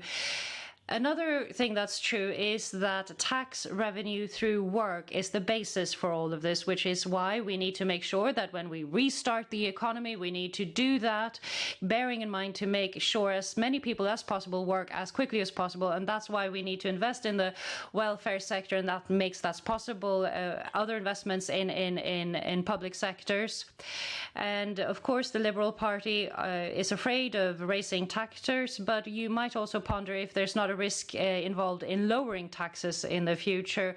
I suggest the time is not right for that. We need to finance our public sector. We cannot afford to lower taxes. Thank you. Johan Persson, the Liberal Party. Fru talman, tack för frågan. Thank you, Madam Speaker. Thank you for the question. Yes, absolutely. Now we've tried to save everything that we can save out of the welfare creating forces, putting food on people's tables, making it easier to access unemployment benefits, etc., with very reasonable investments in the public sector to help people to cope with the requirements in schools and healthcare and in the legal and judicial system as well, of course. But if we sum it all up, and I think we'll start doing that during the summer and focusing on the budget for the autumn, we're already doing that, to be perfectly honest. Of course, there's room for temporary investments and focuses there as well. I think that these sorts of resources should be temporary, and I understood from the Minister of Finance on behalf of the government mentioned that they've looked at opportunities to kickstart the economy. We don't know the extent to which this will be necessary. Temporary tax reductions could be one option. In the longer term, though, I think it's important that we focus on more tax revenue rather than raising taxes. That tends to be better. Thank you. That concludes this round of rejoinders. The next rejoinder is from the Christian Democrats. Ebba Busch, you have the floor. Madam Speaker, we have a lack of workers in ICU units and corona units. Care workers from other wards have to come in and help out. With that high pace, it means that you don't always have time with training. I quote, "It was a shock to learn new equipment and to not know any colleagues," as the neonatal nurse Anna Svensson said to the Swedish state television after her first shift when she had been flung into a corona ward.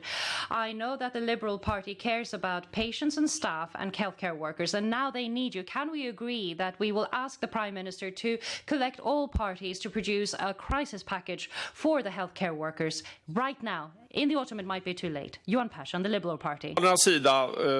From the Liberal Party, Madam Speaker, we have no objections to more parties participating in the future. The discussions with party leaders that we've had on a regular basis to deal with the more urgent part of the crisis could perfectly well take on the form of how we can heal some of the problems that have occurred along the way. I meet friends and family who also, for example, leave the pharmaceutical industry. It's difficult to book meetings and they work in intensive care instead. And they're very impressed with all the work and the heroes that they come across. the heroic efforts made to save people's lives and reduce pain and suffering. So this is very interesting, but this is hard money we're talking about for the regions. That's the decisive factor. That's how you make sure that you can pay for crisis pay agreements and reasonable overtime compensation for people who choose to cancel their holidays. But when I meet regional politicians where the Liberal Party are involved in influencing matters, it's about making sure that people can have a break during the summer and some rest. Ebba Busch?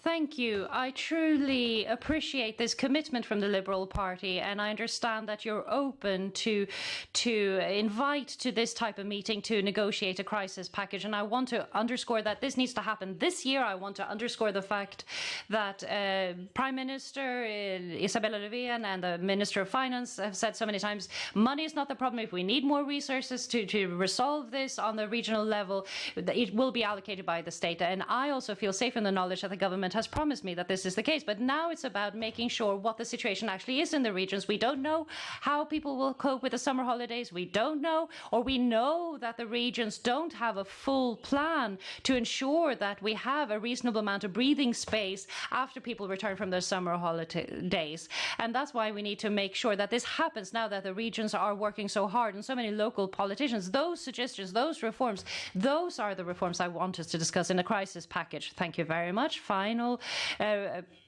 comment from Johan Persson. Thank you, Madam Speaker, and thank you, Ebba Busch. It sounds perfectly reasonable, I have to say, but let me also underline that we work structurally, and out of this House, we look at how we can focus our efforts. It's become very clear in this crisis that the government control of the regions is insufficient. We've had to try and get a more comprehensive approach. It might be a little bit late. Ebba Busch is inclined to believe that that is the case. I might be inclined to think along those lines, but we have 290 municipalities, of course, and we knew that many of them were struggling already before the pandemics to try and make ends meet and get everything working as intended. And there has been an inquiry with proposals for how to improve the efficiency at municipal levels. So trust the professionals, the practitioners, and provide the resources. Now, I can put a Band-Aid on my children when they hurt themselves, but I'm very, very happy to leave the rest to the practitioners. Thank you very much. That concludes this round of rejoinder, and the next address is given by Isabella Lövin of the Green Party.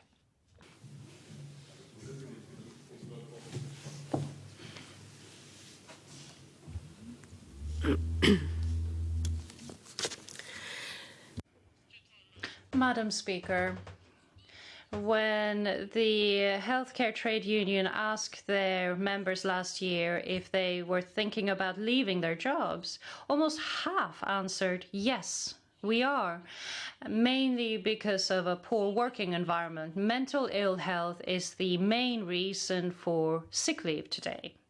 That is not tenable. It's a huge waste of human and society resources and a very bad grade on our working environment.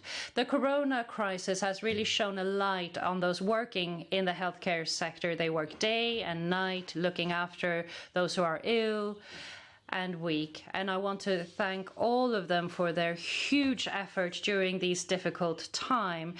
But we need to make sure that these heroes aren't just given applause. We need to create a long-term, better working environment. It's important right here and now, but it's also important for the future. We see a great need in having more workers, more people wanting to work within the healthcare sector. And to achieve this, we need to improve working conditions.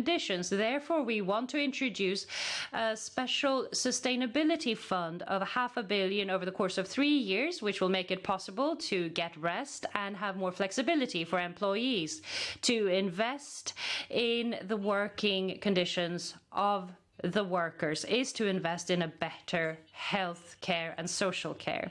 We also want to extend the investment in the elderly care services and make it possible to have more permanent employments and a better working environment. Nobody should feel lonely at work, and everyone should have the strength to be a fellow human being also at work, especially those who work with the elderly and ill.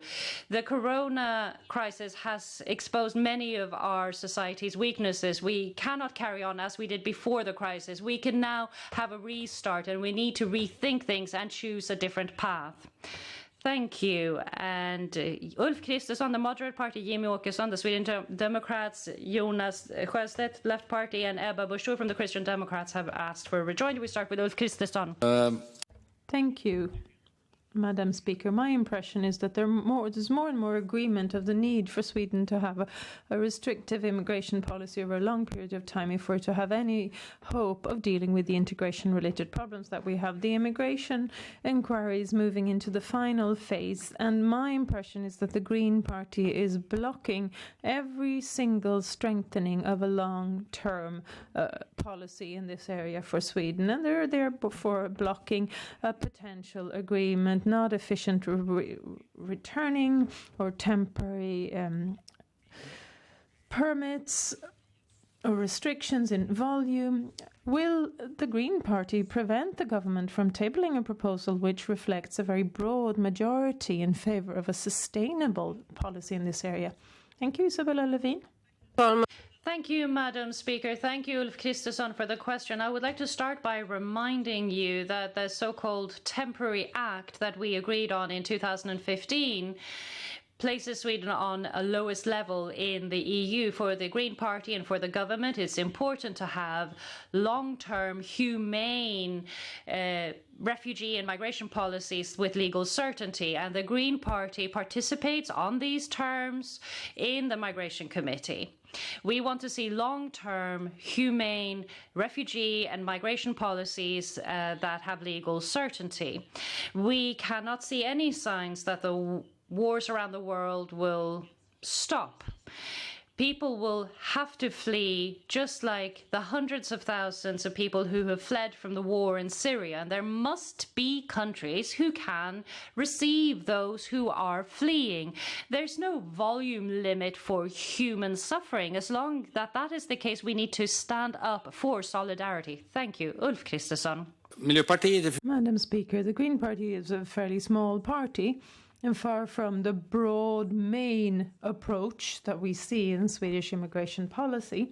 That's not why I'm asking the question. It's because the Green Party in reality has a veto on every bill that will be tabled. For everyone else involved in this work, it is decisive. It's crucial to know, of course, whether any potential compromises or agreements, it's just a piece of paper which then has to be negotiated by the Green Party who are in government, or if you can truly have an agreement for actual concrete political proposals that will change Swedish migration policy. We'd like a yes or a no to that question.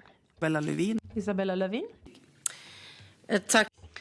Thank you very much, Madam Speaker. Yes, well, it wasn't long ago the Green Party and the Moderate Party agreed to give children to the undocumented migrants the right to attend school, and that we should have exemptions for particularly distressing circumstances. And there was a time when the party leader talked about opening up our hearts to those who actually need a protection and support. And I cannot see that the world around us has really improved for the better since then.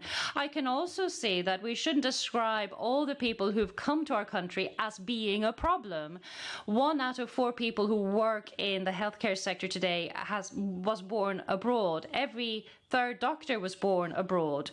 It's not that we're serving a higher purpose by shutting people out and not giving them a chance to establish themselves and create a better future for themselves and help in Sweden. The Green Party participates in the discussions on the Migration Committee. We hope that we can achieve consensus on having a long-term humane migration and refugee policy that has legal certainty. That is what Sweden deserves. That is what those fleeing deserves. Thank you. That concludes that exchange of rejoinders. The next rejoinder from Jimmy Åkesson from the Sweden Democrats. Tack, fru talman. Thank you, Madam Speaker.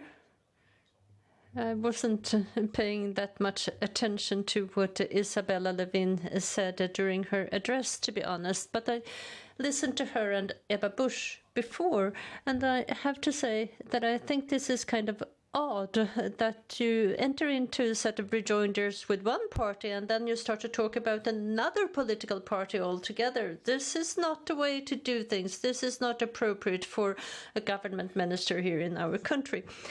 But now, Do you really mean, Isabella Lövin, Green Party, that all of these hundreds of thousands or millions of people here in Sweden who now feel concerned because of this reckless immigration policy that this government, other governments have been conducted over decades? Do people really think that this is the same thing as being a Nazi? Isabella. Thank you, Madam Speaker, and thank you, Jimmy Åkesson, for asking the question. The thing is that the Sweden Democrats expresses very strange views in their party program, and they're based on there being certain biological differences between people. I think that is a very worrying stance to take, and I think it's important to shine a light on that when other parties try to pretend that the Sweden Democrats is a party like any other party. I think it's important to have long-term migration policies and that we give people an opportunity to get established and integrated in Swedish society. And I do not think that that is a position that can be equated with racism. Absolutely not. We need to make sure that we have an open society where we stand up for human rights. The next time, perhaps it will be us that are forced to flee. That is what migration policy is based on. Thank you very much. Jimmy Åkesson, Sweden Democrats. Isabella. Madam Speaker, I agree with Isabella Lövin when she says that we're not to divide people into groups based on biological features. But I believe that you have a member of your Green Party who feels that Statistics Sweden should register our population based on ethnicity and skin color. And that is just the opposite of what you just said. In our political party, well, we would have excluded such an individual immediately. That is what we do. If you have someone who wants to register individuals based on ethnicity and race, and can you do that? Can you still present Sweden and your political party if you feel that is the right way to go? Isabella. Thank you, Madam Speaker. Of course, the Green Party does not think we should register people based on ethnicity and skin color. However, we can discuss whether or not it might be necessary to create a better understanding of how injustice, unfairness impacts different groups in our population. And that discussion exists not least in the United States and other countries, but that is not an opinion held by the Green Party. However, we are perfectly aware that there are very different conditions for different groups in society, depending on your origin, depending on your gender, or if you have a functional impairment, etc. And that is a discussion we must be able to have. But the point of departure should be the equal rights and value of all human beings. That is what is at the core of our view of humanity in the Green Party. Thank you very much. That concludes that exchange of rejoinders. The next rejoinder will be from Jonas Sjöstedt from the Left Party. And thank you, Madam Speaker. Isabella Lövin, there is a clear link between sexual harassment and insecure employment. We see that from investigations that if you're in precarious employment, you're more exposed to sexual harassment. We've seen that in the Me Too campaign, and we've also heard this from trade unions. And that is something we have to remember when the government now wants to do away with employment security. And these proposals you have where trade unions will not really be able to defend their members anymore if there are notices. And is this something you have thought about at all? And is it something you will consider when receiving this investigation? I do not really think that I've seen the Green Party in this debate on employment security. Do you really think that we should have more arbitrariness in Sweden? Isabella Lövin. Thank you, Madam Speaker. Thank you, Jonas Sjöstedt, for the question. You ask what the Green Party hopes and wants is for the parties to be able to agree and that the discussions now being held, that they will have a good outcome. What we can see is that the labour market has changed as technology has advanced and we need much more development during the course of a long working life, that you can do upskilling at work, that the employer can assume that responsibility, that it might also be necessary to change industries halfway through your life. Many things are happening. So there is reason to review the legislation on employment security, but we can see that right now, in the midst of the corona crisis, the focus needs to remain on the need for permanent employment in the healthcare sector. That is the need that we need to prioritize, and that is why we also propose to continue to invest in the elderly care services and to institute the Fund for Sustainability. Thank you, Madam Speaker. I agree. Permanent employment should be the norm in Sweden, which is why it's so hard to believe that you now present an investigation where we do away with employment security. Trade unions refer to this as an ongoing trial period. And if this now will turn into law that will be discussed here, are you for or against that proposal? We know that the Social Democrats are now heading backwards, but what do you think? What do you think about this proposal? Tack så mycket, Isabella Lövin. Isabella Lövin. Thank you, Madam Speaker. So Jonas Sjöstedt hasn't perhaps watched the debate that closely. I have said that I think that the proposal from the inquiry is not completely balanced. I think that we need to have just as much focus on the situation of the workers and having more varied, more exposed labor market, that you also need to have proposals that have to do with job security and security at work. So I share the view of the labor minister on this proposal from the inquiry. But of course we need to continue to have this discussion.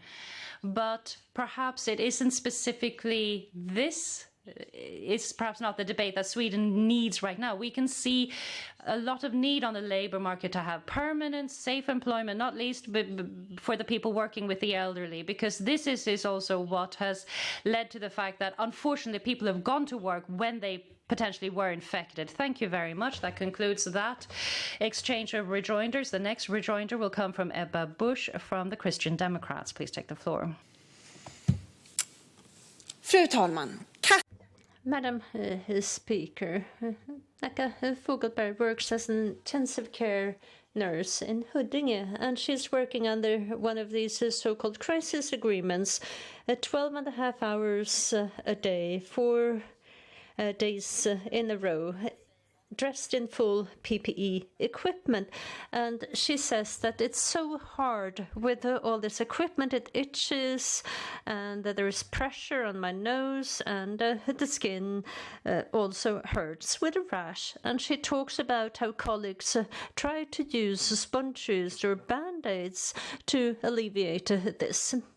And now I have to say, what if we could give to the care personnel the support that they need? Can we agree to encourage the Prime Minister to gather all political parties to agree on a crisis package for the care personnel? Now, this fall, it might be too late. Isabella Lövin. Tack, fru talman. Thank you, Madam Speaker, and thank you, Ebba Busch, for your involvement in issues to do with healthcare and the care for the elderly. It's very important. On the other hand, I find it a little bit difficult to understand specifically what you're requesting, Ebba Busch. We have introduced just over 28 billion to the regions and municipalities so that they have all imaginable resources to cope with the corona crisis.